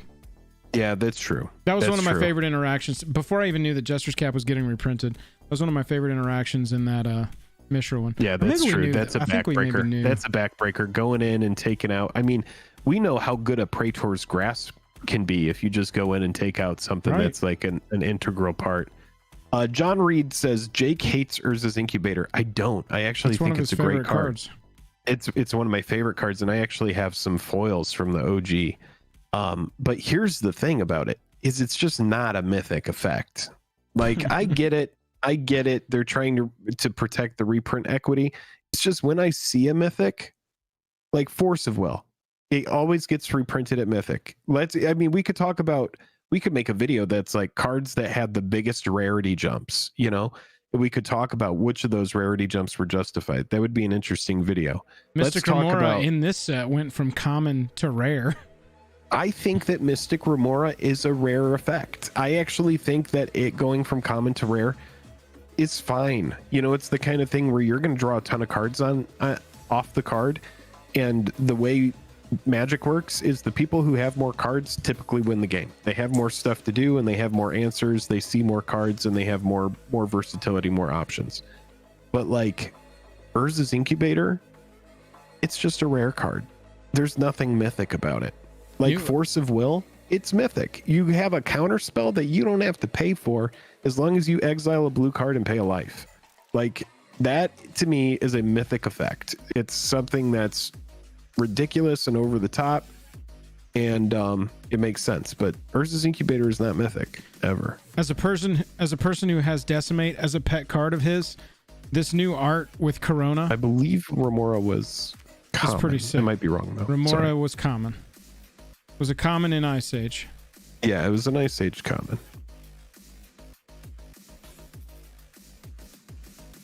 Coming from Ice Age. That old collection that I opened, there were 20 Mystic Remoras in it. You got me a signed one, didn't you? Yeah. I have it somewhere around here, actually. Just saw it recently. Collector booster case. Let's see what these cases are at. Yeah, Johnny says, when I think of a mythic effect, I think of omniscience. Exactly. Like, Urza's Incubator, it's like, yeah, you play it, and then hopefully you have mana left over to play some creatures that fit the type. It's a narrow card for tribal decks, and it's rare. It shouldn't be mythic. I'm done talking about it. Urza's Incubator should not be mythic. I'm done. I promise. What rarity should it be? Common? Rare is fine. I think it's a rare effect. Mitigating the casting cost of creatures is fine, but it doesn't come out and do anything. It's just like, and we've got the incubator ready. Oh, it's mythic. No. To put more context on Collector's Cash working with us on a price that we bought from them, the case. That case was like $1,200-$1,300.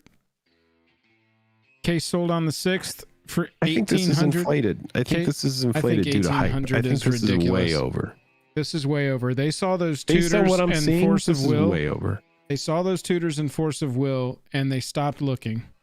And they were like, they're valuing these collector boxes at $300 a piece. I mean, the land cycle is very medium. Pyre you Zombie. have to hope that you get a good mythic. Pyre Zombie could be one of your rares. It's 28 cents. Phantom Nishoba. What's the cost on Phantom Nishoba? $3. Yeah, man. And obviously there are huge misses in every single set. It just seems to me like you should be, if you're going to aim at opening this, you shouldn't be paying $300 a box for collector boosters, number one.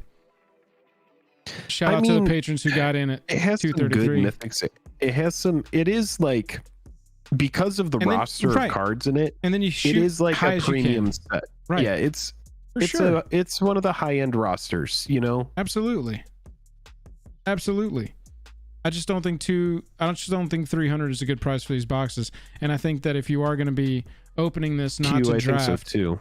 If you're going to be opening this not to draft, you want to shoot as high as you can. You want to get the foil version of this Force of Will RKF version. You want to get the foil version of this, right? You want to aim at where you can get the highest possible hits. Force is a $100 card. It's a hundo. John, it does look fun to draft to me. I mean, the draft format for me, like I've been saying, is just nostalgia rich. And the archetypes, from what I've seen of their tweets about the archetypes, they look pretty sweet, look pretty straightforward, classic, you know? The old border foils should have some great value too. Yeah, I think so. I actually heard the old borders were going to be kind of rare. Rarer my collector than normal boost cards. box is at $240, says Droust. Okay, cool. It's a good price. $240 is a really good price.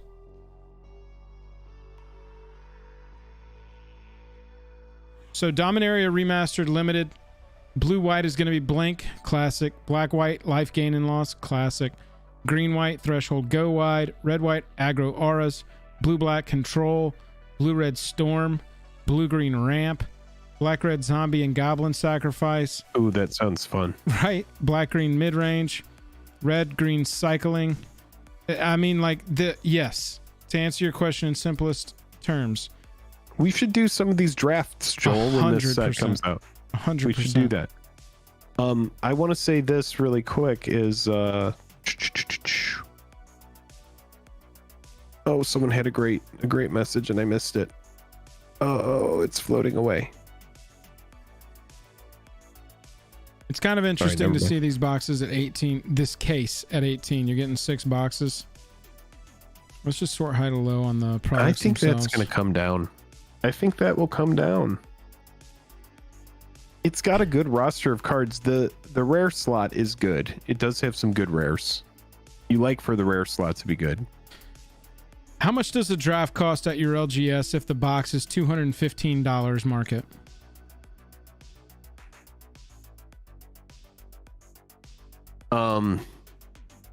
It'll probably be like a $30 draft, I would guess. This is not 2x2 all over again, Nick. 2x2 was reprint rich. This just has a lot of good reprints. Probably like 30. Yeah, for sure. Yeah, Spec, and that's what Jake was saying. I mean, good rare. We've said this on so many videos. A good rare land slot can pull a entire set up out of the mire. But yeah, they can't do that every single time. You know, I feel like we contradict ourselves a little bit when we judge these sets, but also then say, and this is me too, I'm not just shading you, Jake. We say, oh, this is like a B plus, needs a better rare land slot. But it's like if they reprint fetch lands every single time, if they reprint shard lands, you know, the Ikoria lands or shocks every single time, suddenly those aren't going to become good rare land hits, right? And so I think they've entered into this sort of like rock and a hard place of they need to keep delivering sets that the hype is absolute maximum $300 collector booster displays. But the more times they do that, the less they're able to in the future. Instead of just like burning out, make some new cards. Let us live. Cancel one of the fucking expansions. Let us live on one plane for 2 full months without shoving another plane in our face. I mean, you remember being on Kaladesh for like half a year? Being on, dude, we were on Mirrodin during the Phyrexian immersion on Mirrodin back in Scars block for like a whole year. Yeah.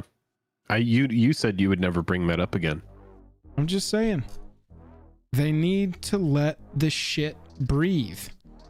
So yeah, you got booster cases at about 1,200. Collector booster cases up to 1,800 at this point. Draft boosters at 214 seems a little high. But, you know, we'll see how this all shakes out. We will be drafting it in ghost drafts on MTGO. Cheapest buy-in, phantom draft. I don't call them phantoms. I know. You promised many years ago that you'd never... all of my ants were killed by phantoms. Every single one of my ants. Well, that is not good news, and if you want to talk about it, we can do it now on stream, or we can bring it up later. I don't want to, and I do.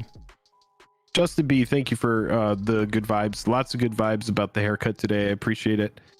I got a single haircut, but one goes a long way. Long way. Scryfall's got the full one up. Oh shit. All right, Jake, so let's just look at mythics. I want to see mythics. Okay. Yeah, prices aren't loaded in yet. Rarity. No, they're not all up yet. We're getting close. We're getting close. They're working on it. They're working upon it. Yeah, absolutely. Let's swap over to this view. All right, chat. I just want to say this. If you're enjoying the stream, click like and subscribe. That's a great way to support the channel with just the click of a button. We are at 225 likes. We have 466 people watching. That's awesome. Can we get to 269 likes for the algorithm? If you are enjoying the stream, definitely subscribe, because there will be more streams in the future. If you want to watch us open product, if you want to watch us cover MTG news and all that stuff, definitely subscribe and come back for a future stream. Check out a video. But if you don't think that you're going to be back, don't worry about subscribing. That's okay. Look at the poll. If you're just hanging out, that's abolish cool too. The reserve list. Yes, 45%. No, 35%. Don't care, 19%. 531 votes tonight. More people are here tonight that want the reserve list abolished than people who don't want it abolished or don't care if it's abolished. Is that right? Wow. 40. No, don't add those together though. Individually. Your haircut reminds me of the bad guy in Fifth Element, Gary Oldman. I want my stones. Can you just say, I need my stones? You gotta get me those stones. Dude, Gary Oldman. He's just so good. if you haven't seen True Romance, Joel, did you ever see that one, True Romance? Yeah, that one was the one with Kevin Spacey acting creepy to his young neighbor, right? No, True Romance was written by Tarantino. It's directed by somebody else, but it's got like Christian Slater, Patricia Arquette, Dennis Hopper, Christopher Walken, Tom Sizemore, like a million. It's got so many actors in it, and it's this old like kind of like maybe late 90s or late 80s, early 90s movie. If you haven't seen True Romance, go watch it. And Gary Oldman is in that too, and he plays a like evil as hell pimp, and he's amazing in it. He disappears into a role. I saw an interview with him recently on YouTube, and he said people, little kids always come up and ask me, where did Severus Snape go when he went through the veil in Harry Potter when that character died? Because where did not Severus Snape, but where did what was his character's name in Harry Potter? Yeah, Brad Pitt is in True Romance as well, of course. Yeah, it's the couch stoner. Harry Potter's uncle. What was Sirius Severus Black? Snape. Thank you. No, Severus Snape was the potions teacher. Or he's Sirius Black. Sorry, Sirius of course. Black. Yeah. He said, I always have little kids ask me where Sirius Black went when Sirius went through the veil, and I always like to turn to them and go, he went to Gotham and he got a job as a cop. Yeah, that's the franchise he did right after. Chat. Yeah. We got about 45 minutes left, maybe about half an hour left in the stream tonight. I think you can tell by our yawns, Jake and I are both tired today. Fifth Element is such a good movie, dude. I have this problem, and I'll talk to you about it, and then I'll leave it alone. But I have this problem where Urza's should be a mythic. I got it. No. Well, it shouldn't be. That is no longer a problem. I've said what I can say. It's not going to change. Sure. It's not a mythic effect. It's stupid.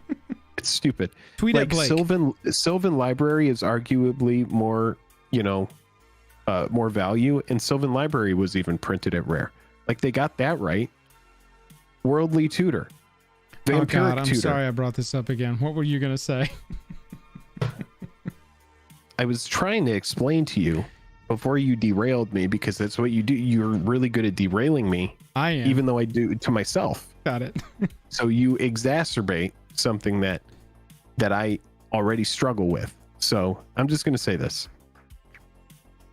I have a problem that whenever I just watch like a scene from Interstellar, I want to go watch the whole movie. And it sucks because that movie is incredibly long, and it will just get in the way of me getting shit done. Wanting to watch Interstellar. See, Damnation? I don't even think that should be a mythic. This is Time Spiral Remastered. Okay, so chat, what we've got there at the top is how we're going to end the stream. We've been ending streams like this, and it's worked out really well. It's kind of fun to just answer y'all's questions. Ask us anything. It can be MTG related. It can be not MTG related. If you ask us a question with a question mark at the end, it'll filter into a separate little chat area that Jake and I can see. We will see your questions, and we can answer them, and that's kind of what we'll do with our last 30 minutes. Let's just hang out. Jake and I, little channel update. Channel update. So the 15th through the 9th, we're Daniel, thank you so much. We're sort of taking our holiday. We'll still be doing stuff. Content will still be flowing. I'll probably still be live on Wednesdays through that time. You'll still get shorts every day, and we've got a backlog of videos that were evergreen that we've kind of been saving, and those will all be kind of parsed out over that. But 15th through the 9th is going to be our pseudo break when we're going to kind of unplug a little bit. Yes. What you're going to get during that time...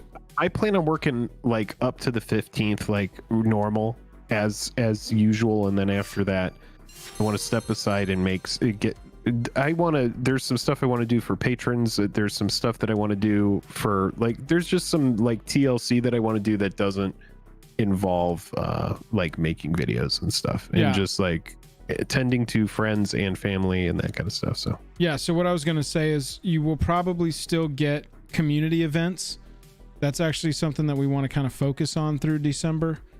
And so if you are if you're not in the Discord yet, you definitely should be. I just dropped a Discord link there. Nightbot's going to drop a Discord link there for y'all if you're not already in there. We're going to have some community events coming up. I've been talking to Jake. You don't know this yet, but here now you'll know it. I've been talking to the Nitpicking Nerds about doing a sort of like community collaboration event where maybe the four of us in our Discord field questions from patrons and non-patrons, members from their Discord as well, just about creation. If you're interested in YouTube creation, or you have a YouTube channel, or you want to do one, or you have an MTG channel, whatever kind of channel, really, a lot of our advice would be pretty generically applicable, but we do have specific advice about MTG channels as well. That's a community event we want to do, kind of a creator Q&A, ask, no dumb questions kind of approach to that. We'll just kind of pass along any information mistakes we've made, successes we've had. I think that would be a fun one. We also want to have an end of the year community event for our Commander League. Our Commander League, we had one town hall a few months ago and it went really well and we got some great feedback. Now that the year of the league is over, first year of the league is over, I want to get some response and feedback on what went well, what you liked, what you didn't like. Those are kind of the two community event ideas I have in my head. We've also really tossed around the idea of getting a patron poker game going. That would be something fun to do a couple times. That would be fun. Yeah. Couple times between now and New Year's, find a night where we just kind of want to be on stream and have some beers and play some poker. I think that would be a really fun time. So that's kind of what our next month's going to look like. We've got a few like 2022 wrap-up videos we're going to do. Start off the year with some 23 videos. I don't know what Lorcana 6 is. I see some people in chat talking about that. I haven't heard about that.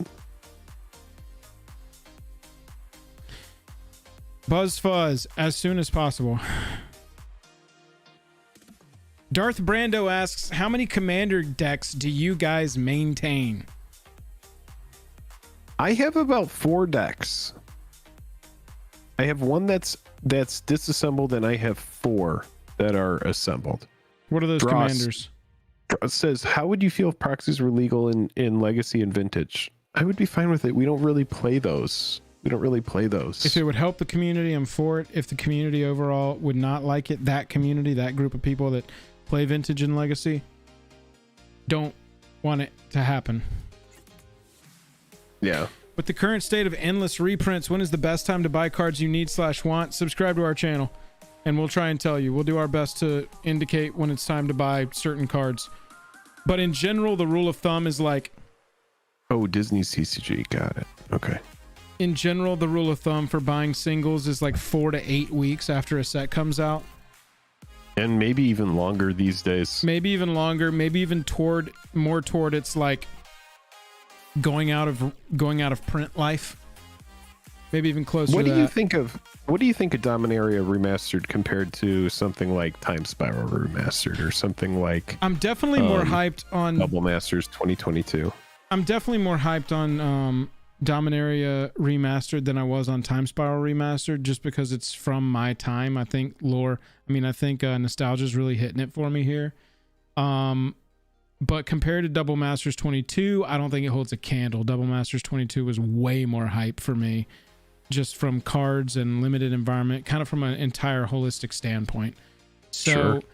You got to balance that with the like absolute product fatigue that I'm feeling. And it's just like we didn't even cover Jumpstart 22. We didn't even start to barely cover Jumpstart 22. I think I made some shorts. We didn't even cover that product. It just came and went. And now here we are looking at another one. And I think next week we're going to have another one. I think this year is not quite over as far as like seeing new stuff. And then we're going to get like 4, maybe 5 weeks. And then Dominaria Remastered is going to hit. And then we're going to get 2 to 4 weeks. And then Frixiola's 1's going to hit. And it's just like, you also have to balance that idea with everything else. Because Time Spiral Remastered came out in a time where we weren't quite like, we were just like, wow, previous season is eternal. Haha, fun meme. Not knowing how cute it was then, not knowing where it was going to get to eventually. Of course. Yeah. What about you? Where does Dominaria Remastered fall for you in comparison to Double Masters 2022 or Time Spiral Remastered? Well, here's the thing. It's got some fun reprints. That tutor cycle is a big deal. That's really good. That's like nice to see. I think it's less than Double Masters 2022. I think it's more impressive than Time Spiral Remastered. I'm excited to see what the collector boxes do, whereas TSR came out and you just got those boxes. That's all that Time Spiral Remastered were just, those booster boxes.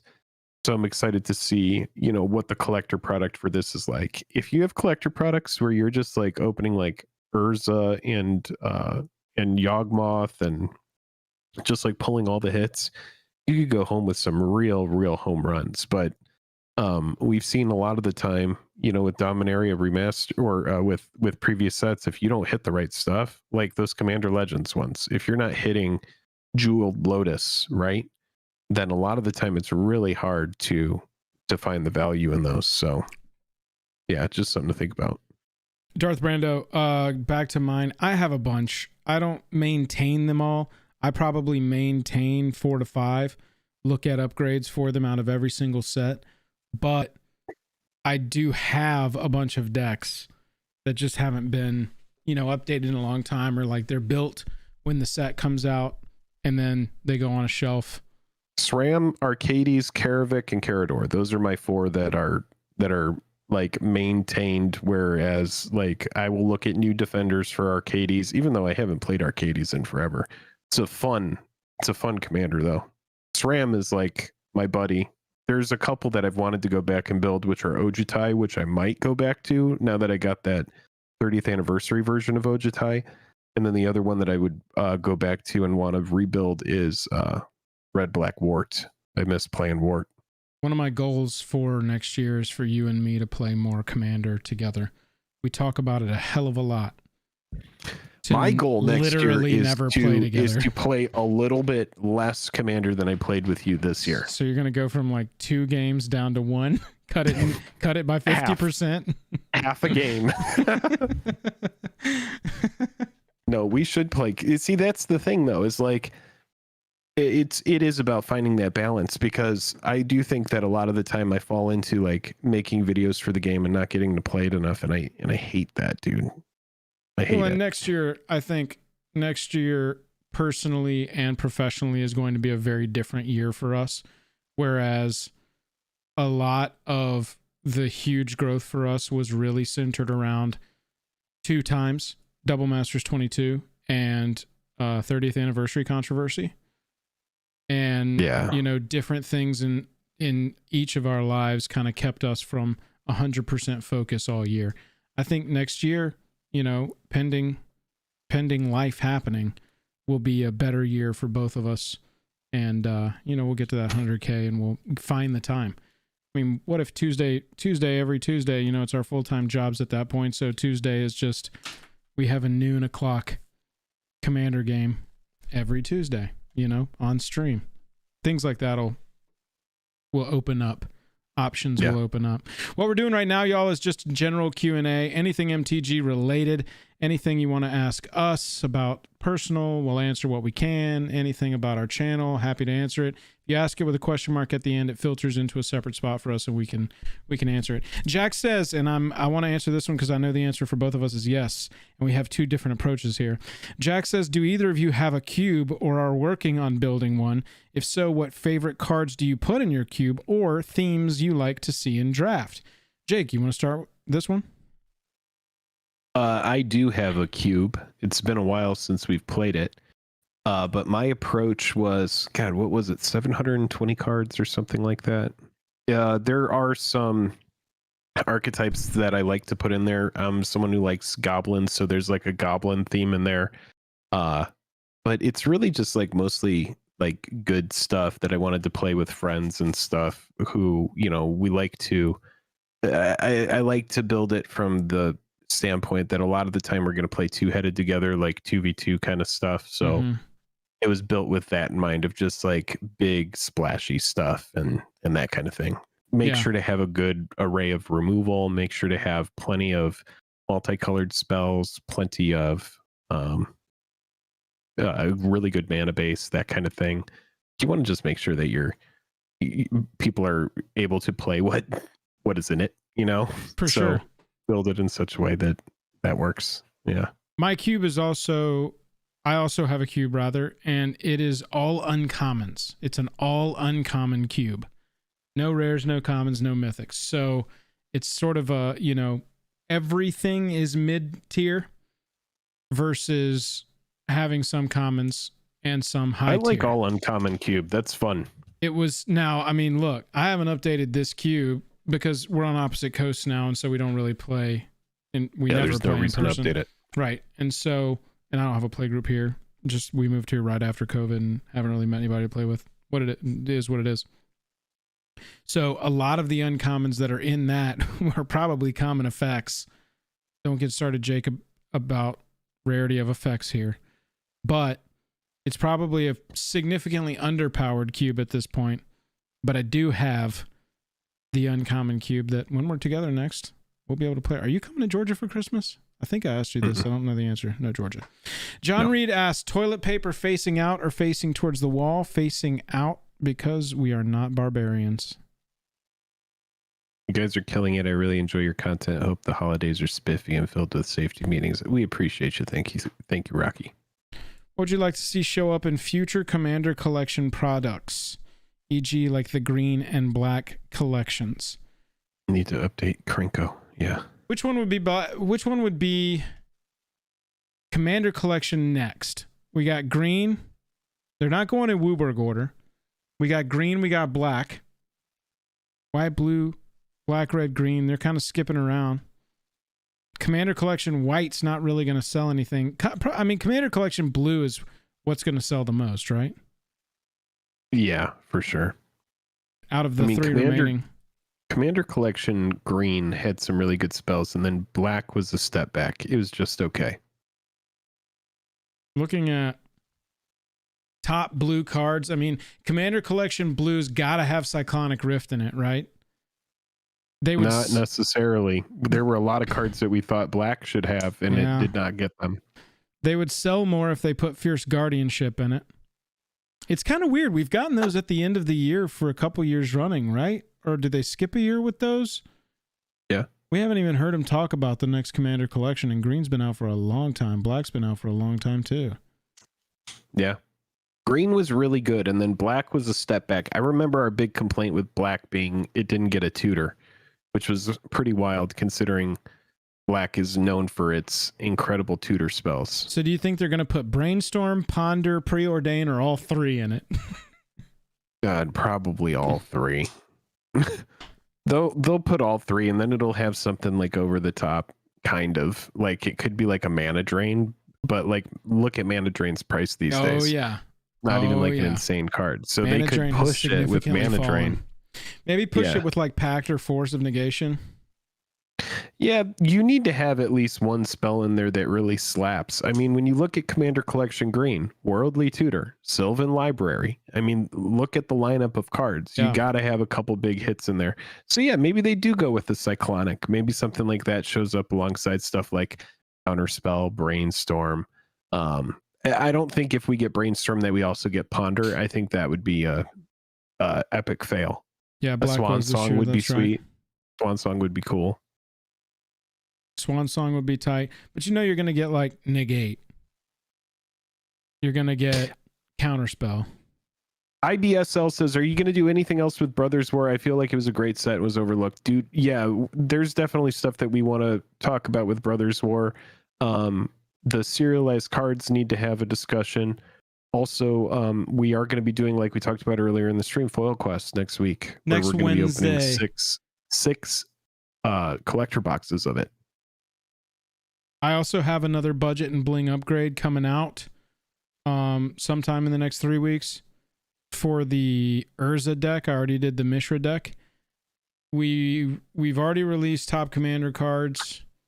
We still have a video for commander cards you missed from Brothers War Commander. That might end up being a video I end up doing alone, depending on what we shoot on Monday. But yeah, we're not quite done with that coverage. And yeah, you're right. It was smacked in the middle of a ton of stuff.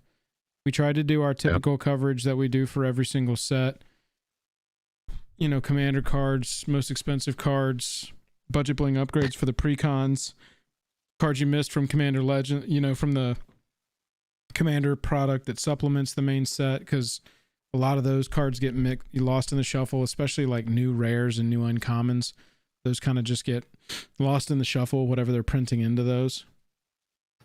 Yeah, I think Brothers War also kind of fell into the shadow of MTG 30 in a weird way, where it just didn't really get the oomph and the recognition I think that it deserves. I think the set is really good.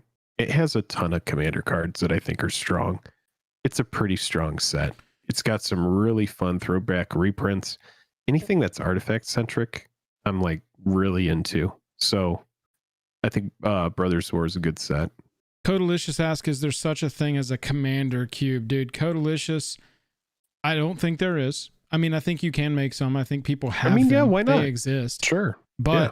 I'll tell you this. If they ever released a 360 card cube, I would pay, depending on the value of the cards in there, and if I can choose if it's non-foil or foil so that I can get the non-foil so that the whole cube doesn't bend, I would pay upwards of $400 or $500 for a ready-to-go, out-of-the-box cube designed by them, already got everything, and I can upgrade it on my own over time. Especially if it was a commander cube and it was like, you know, sort of a Commander Legends best of, and it was just a 360 card ready-to-go cube, some new treatments, you know, the whole thing. Special inclusions make the price really worth it. Cool packaging, cool box, like, you know, flip top box holder for the whole thing. I would be really into that product. You could definitely get me to shell out some pretty expensive prices for a ready-to-go cube. Daniel Allen asked, "Why? Please define what a cube entails." A cube is like a ready-to-go set, ready to draft. You break it up into 15-card booster packs or piles a lot of the time. And it's like having your own draft, having your own limited format. Smash together some themes or go to, you know, like have an all Ravnica cube, and it's all the best cards from Ravnica, Return to Ravnica, Dragon's Maze, the whole 9 yards, every set that has been on the plane Ravnica. And you'll also want to you draft 40 card decks. Yeah, usually singleton 360. It's 360 up to 720 is kind of the range of a normal cube. Yeah, and so what I would do is I would lay out your cube in order of converted mana cost, and then make sure that you have a nice curve for each color in the cube. I mean, it's really just, it's going to be a lot of trial and error, but there's some great online articles where people are like, you're building your first cube, here's some do's and don'ts. So keep that in mind. Like, you could go do that. Cube is a really fun way to play. I wish I played it more. I actually have some friends that live nearby, and so yeah, I should be using it. So this is my uncommons cube here in just a regular flip top box. Look at this. I even have my instructions here so I can just pull it out and have it ready to go. This is why I like Secret Lair products, is like they're great for cube. Oh yeah, 100%. We make 9 packs of 10. So with the 9 packs of 10 cards instead of 3 packs, you take a card and you burn a card out of the pool. So everybody's making one big unified burn pile in the middle, and you take a card for your actual deck. Those are the instructions on this uncommon cube. Yeah, this that's isn't fun. this isn't like a unique cube to me, by the way. I took the OG list offline. Oh, and you can see, yeah, look, I haven't even this is so proxied because it was the very first cube that I ever put together, and I just took a list. But you can see, maybe I should do You should do a video of it. I should do a video of my cube. My cube is pretty. Where is it? There it is. And so, see, when you're drafting an uncommons cube, every card is kind of sweet, but there's no like, oh, I definitely have to take that. But there's definitely like sweet freaking cards in it. And you could definitely have some fun games just because. Oh, look, Coiling Oracle. There you go. Island of Seeing Winds. It's just you end up with a whole deck of sweet cards instead of like some actually like bombs, dope rares or mythics. So my cube is 349 cards. Oh, nice. So you're right there. Yeah, you get that up to 360, and that's the average. All the cubes that WotC officially does, they put on MTGO. Those all, I believe, are 360 cards. Yeah, Darren, cube is something that I do want to get more into. It's tough because you can't do cube over spell table, right? And Jake and I are restricted by our geographical locations of what we can do. But we'd be able to play it. I mean, be able to build it, make videos about it. Here's my, oh, there's some spicy ones. Here's just red. Yeah, Jake, if I remember correctly, you basically just went through your bulk. Holy shit, just a random Wheel of Fortune in there. Unlimited. You just went through your bulk and you pulled out like a shit ton of spicy stuff that was just sitting there. Yeah, and my spicy stuff too. Yeah, look at this guy. Look at how loved that one is. Oh, that's a good copy of Wheel. Oh yeah, baby. $80. One of the best $80 purchases I've ever made. Codelicious, I would say when you're going with a cube, you should start with the theme. I'm not like a professional cube builder. There's probably better channels to give you advice on this, but I would recommend start with a thought at the very least. I'm going to only pull cards from my bulk. I'm going to only get cards for this cube from specific sets, whatever. I'm going to, this theme, I want red to do this and black, I want these two colors. I want it to be a 3-color cube. I want this shard to do this shard to do this, that kind of thing. Because every single, whatever you thought it, look at Burst Lightning, baby. That was my card back in the day. Every way you could approach building a cube is going to have its own specific needs of like lands, of fixing. If it's a good, yeah, see, and look at that right there. The card you just passed, Jake, a Braid. That's a great place to put your promo Abrade that we got for playing in some random Amonkhet, that's a foil 7th edition fervor. Oh yeah. Yeah, it is. That card used to be, I think I maybe got that for like $30. That's gone through a big correction since I first got it. Yeah. But yeah, I go through and, for me, it was very much like, I'm going to pick cards that not only do I like, but that are actually good. And then go from there. And everybody pretty much had a good time, so I didn't make any changes. But I would like to go through and update it again, Jake, because there's Flame Tongue. That foil fervor is selling. A foil fervor 7th edition foil is market price $130. Just FYI. Yeah, that just doesn't surprise me, because those early sets where the foils are actually valuable, retro border. When they were black border. From the white border set too. Yep, that was where you got them. Casually showing off a $130 card in his cube. When was the last time you opened that cube? Probably when we played last. You had to have opened it between now and then. A long time. I mean, what is a moderately played Wheel of Fortune these days? Unlimited, probably 400-ish. That did not look moderate play to me. Just FYI. Oh no, it's heavily played. Yeah. Unlimited. You said unlimited? Yeah. Yes. They're out of stock. Yeah, look at that, dude.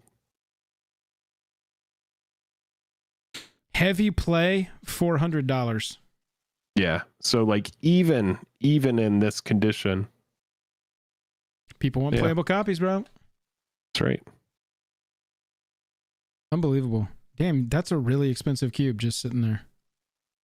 Yeah, there's like, here's some of the black cards. It's just like some masterpieces in there. Just I saw somebody shout out Nitpicking Nerds Commander Cube. I got to go check that out. I wasn't even aware that was a thing. Because what's also fun about Cube is you get to show off like some of the stuff in your collection. Your friends get to experience it with you, get to have a fun time, and yeah. Yeah, it is a good place. You're right to put your secret layers. That might be an approach I do with a cube. Just look at what secret layers I have. Look what themes they're already starting to build toward, and then just build those themes from the bottom up with secret layers. I mean, and also no one in Cube is going to complain if there's a card that has a little bit of warping. It's sad when you have to figure out, well, how do I figure out a way to play my warped cards? Yeah, that's fun digging into that. In a minute. Yeah, for sure. Thank you for the question about Cube. That definitely is not something I had thought about in a long time, because Cube is just like so not even on the table for us since we're so far away from each other. So I never really think about it. Oh, their Cube is on Moxfield? Sweet, I'll check it out. I'll definitely check that out.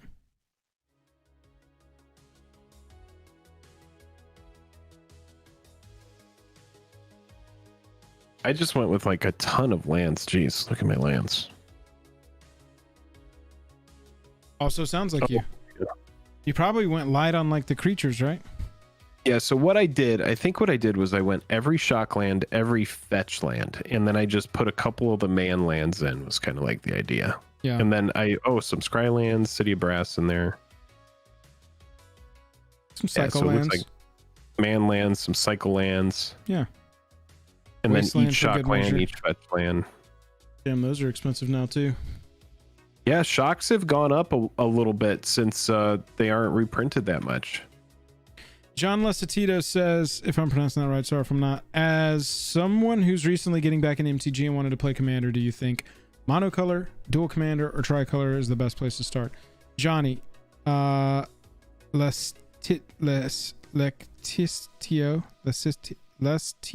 whatever it is. Johnny, what's your experience with MTG would be my first question. What do you mean by getting back into it? Are you super familiar with it? You know, do you think it's going to be tough for you to get back into the groove of playing rules wise? Just a little foil time raveler, no big deal. He's hanging out. In general, Johnny, my recommendation would be look at the precons from the last year, because the precons nowadays are strong right out of the box, no changes. Buy it, sleeve it. You're going to be able to play it. That's in the cube. Yeah, that's the only uncard that's in the cube. Yeah. That's so funny. Just because it's so silly. Buy it, play it.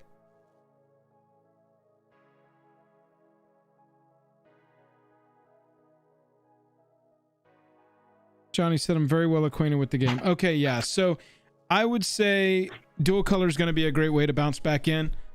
They also, I don't think, have done any tricolor precons this year.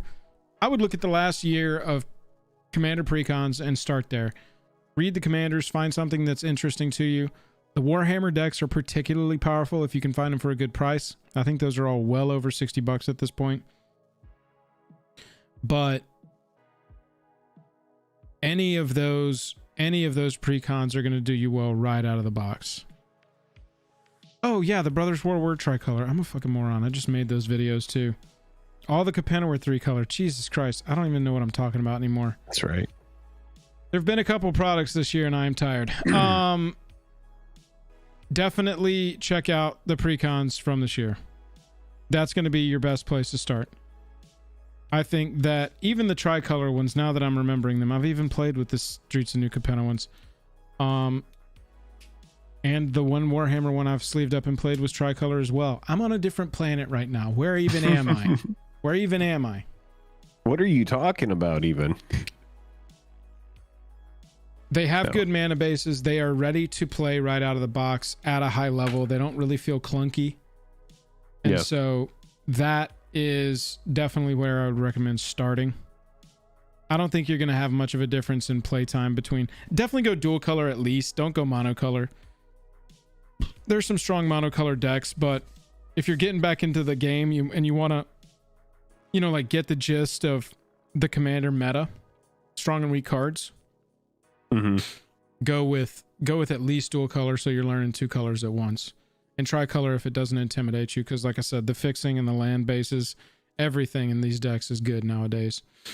You don't really have to do too much futzing with them. They don't make them low power anymore.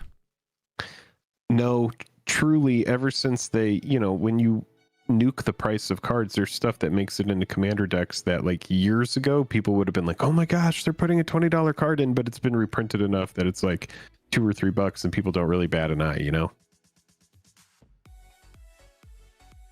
Which Brothers War Brandon Precon says did you beginners. like, Mishra or Urza? I was a big fan. I'm going to be personally building the Urza one up. I'm going to get a copy. Because it's all old border and they're all brand new cards, I'm going to sleeve it in clear dragon sleeves so that I've got a commander deck where I can see the magic backs. And I'm going to get only... I'm going to try... I'm going to put Urza flavorful cards in it. And so some of those cards aren't going to be available in Retro Frame yet. Especially some of the newest ones that are Urza flavor from Brothers War. But I'm going to, in general... try and keep that deck pristine so that I can have clear sleeved old board, mostly retro frame, seeing the magic back commander deck. That's kind of what I want. Well, Rook, I'm glad you caught us live.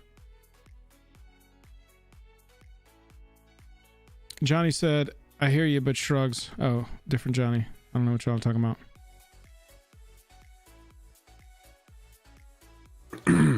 One of the Dominaria decks was 3. Oh, Jesus. I know that there were 3 color decks now. I misspoke. Was not thinking. Joel, you don't even know about the decks. You got to learn about the deck. All I do is make pre-con upgrades for every single one of them. I missed like 2 sets this year, I think. I don't know. Obadiah, we definitely play some... If we play... So Joel's ignoring me. Why do you hate me, Daddy? My mono black Hirobi commander deck is god Obadiah, tier. we'll be playing more in the league next year. I think I played 4 months out of this year. And I think Jake played 2. We're going to be playing in the league more next year. And you'll get to see more gameplay on the channel. And that stuff starts with... Yeah, there you go, John Reed. That's how you make a good... Yeah, the goad guy is good. You'll see more gameplay on the channel through League, and those start with low power. At least the first 2 weeks and a lot of the months are, $100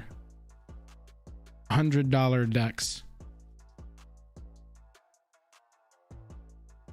Bro, there's a beginner's guide that came out. Nice. Oh no, Brandon, not ignoring you, man. Just trying to Beginner's keep up with guide? everything. You talking about the beginner pre-con decks? I did not see that, no. Yeah, the beginner pre-con decks, they had 4 of them. They're all pretty simple. I reviewed them. I don't know. I have a hard time with the question, is Commander a good format for somebody who's learning Magic? Because there are some people who will vehemently say, please don't introduce somebody to Magic through Commander. But like my friends Jeff and Mary, they're advanced board gamers. We play very difficult, in-depth, over a long time board games. And they're fine with it. And the very first time we played Commander, we played like half a game. And they were both like completely understanding it. I think it's a game that you have to teach in layers. Like if I were introducing somebody to the game, like I would do it the way that I got Annie into playing it a little bit, which was we actually played Modern, and just having a small pool of cards within a deck to learn that each have a good, array of what they do, have some creatures, have some instant speed spells, have some sorceries. And, I think that's a good way to teach people, how to play the game. Or with Pauper. Pauper, I think, would be a good way to do it too, because with Pauper, Jumpstart now. Essentially... Yeah, Jumpstart is a good way to do it as well. I think there's 5 pre-con commanders and all of them are 2 colors. Okay, cool. I'll have to take a look at those. It's just, oh man, for me, there's just so many products. I mean, this is the first, I will say, Dominaria Remastered. I am buying 1 collector box, and that is the first product that I've bought other than Secret Layers that was since maybe Double Masters. A couple people saying Arena's the best. A couple people saying Jumpstart's the best. Yeah, Arena is actually what we recommended to one of our best friends who was like, I want to learn Arena. Magic. We just said, go to Arena and play the new player experience. It's great. Please Definitely make decks for teaches. the just add milk secret layer when they arrive. Yeah, there's definitely somebody that we could put at the helm of the deck, I'm pretty sure. There's some people that play Ulamog as a commander, which is crazy. Learned yourself with a mono black vamp deck. Yeah, there you go. I remember Zendikar with like Pulse Tracker and Vampire Lacerator, and there was a fun little vampire deck back then. Nirkana Revenant, obviously Vampire Malakir, and Vampire Nighthawk. Yeah, vamps are fun. You're gaining life, and it's a fun little tribe. Torch of Sin said off topic, but you can see Mars outside right now. It's the star. Well, not the star, but it's the star looking light right next to the moon. Nice. Kensho wants to send us some beer to the brewery. Yeah, jump in the Discord. We got a P.O. box. Fire us some beer. I think Yeah, we're send both some beer over. IPA guys. I've moved on, and I'm like an old person now. I just drink light beer, man. I just drink a bunch of Pacifico now. I barely ever drink IPAs these days. I do like My base IPAs, beer though. my base beer is Michelob Ultra for sure. Oh, there you go. Okay. Yeah, I just like Pacifico, and I like Modelo. I know that Jennifer, she likes her Mexican beer, right? Modelo. Mm-hmm. Is that her go-to? Yeah. Yeah? Yeah, we don't drink much anymore. I'll drink like once a week, once every 2 weeks. Chat, I think that's gonna be about it for tonight. It is midnight over here on the East Coast, and I am getting very tired. I don't think Joel's ignoring. I think he's just tired. So, you know, here's the thing. We got a lot of people watching, so we get to as many comments as we can. Jake and Joel, are you guys supposed to drink whiskey or bourbon instead? Oh, you were ignoring? I was so ignoring. You said. Brandon. Joel, I mean, whiskey or bourbon, Joel? Bourbon? Bourbon for me. Yeah. I was really big. Oh shit. I was really big into whiskey for a long ass time. Swapped off a whiskey into vodka. Blew it out one New Year's and pulled back from that. Jake was at that New Year's. Was I? But I would still say right now my go-to is probably vodka. Vodka? What New Year's was that? This New Year's. I didn't even understand the Jackbox game we were playing anymore. It got to a certain point. Oh, that's right. That's right. Oh, God, that's right. Oh, that was funny. Yeah, everybody, if you did enjoy the stream, click like and subscribe. Come hang out in the future and just hang out. I know that we covered some stuff early on, and then we just kind of chatted and talked with people for a little while. I hope that's fun. We did have 300 people watching up until the end of the stream, so that's really sweet. So thank you so much for spending your time with us. I know that there are tons of videos that you could be watching. There's tons of endless content. You can't even view it all before you die. It would take however real many quick, lifetimes. about half an hour ago, thank you to Yetisburg for joining the Patreon. Really do appreciate that. Jake's Junk and Joel are magic. That's right, they are. Joining Jake's Junk and Joel are magic. Joining our Patreon is the best and quickest way to help us do this full time. Do you want more streams? Do you want more and better videos? Do you want more and better streams? Join the Patreon. Every little bit helps. Any tier helps. There's a lot of cool rewards. We try and make sure it's valuable. Makes you eligible for our Commander League. Makes you eligible for our Foil Quest series, which will actually be here next Wednesday. We've got Foil Quest Brothers War. We're going to be going through 6 collector booster boxes from patron sponsorships, and we are going to just in this tidy little box, we're going to open all these up, and we'll make sure to get everything shipped out. Oh yeah, baby. We're going to find some. We're going to look. We want one serialized card. We want one serialized, and I want one foil shattered glass transformer as well, because those are going to be your 2 biggest hits. Foil shattered glass. Shattered glass would be sweet. Thank you, T. That'd be I a fun appreciate one. that. All right, cool. Well, we'll go ahead and wrap up tonight, but thank you all so much for hanging out. Codalicious, 8 a.m. Codalicious and everyone. We'll be back tomorrow at 8 a.m. Pacific, 11 a.m. Eastern time for the content or no content fireside chat from Hasbro. It's going to be great.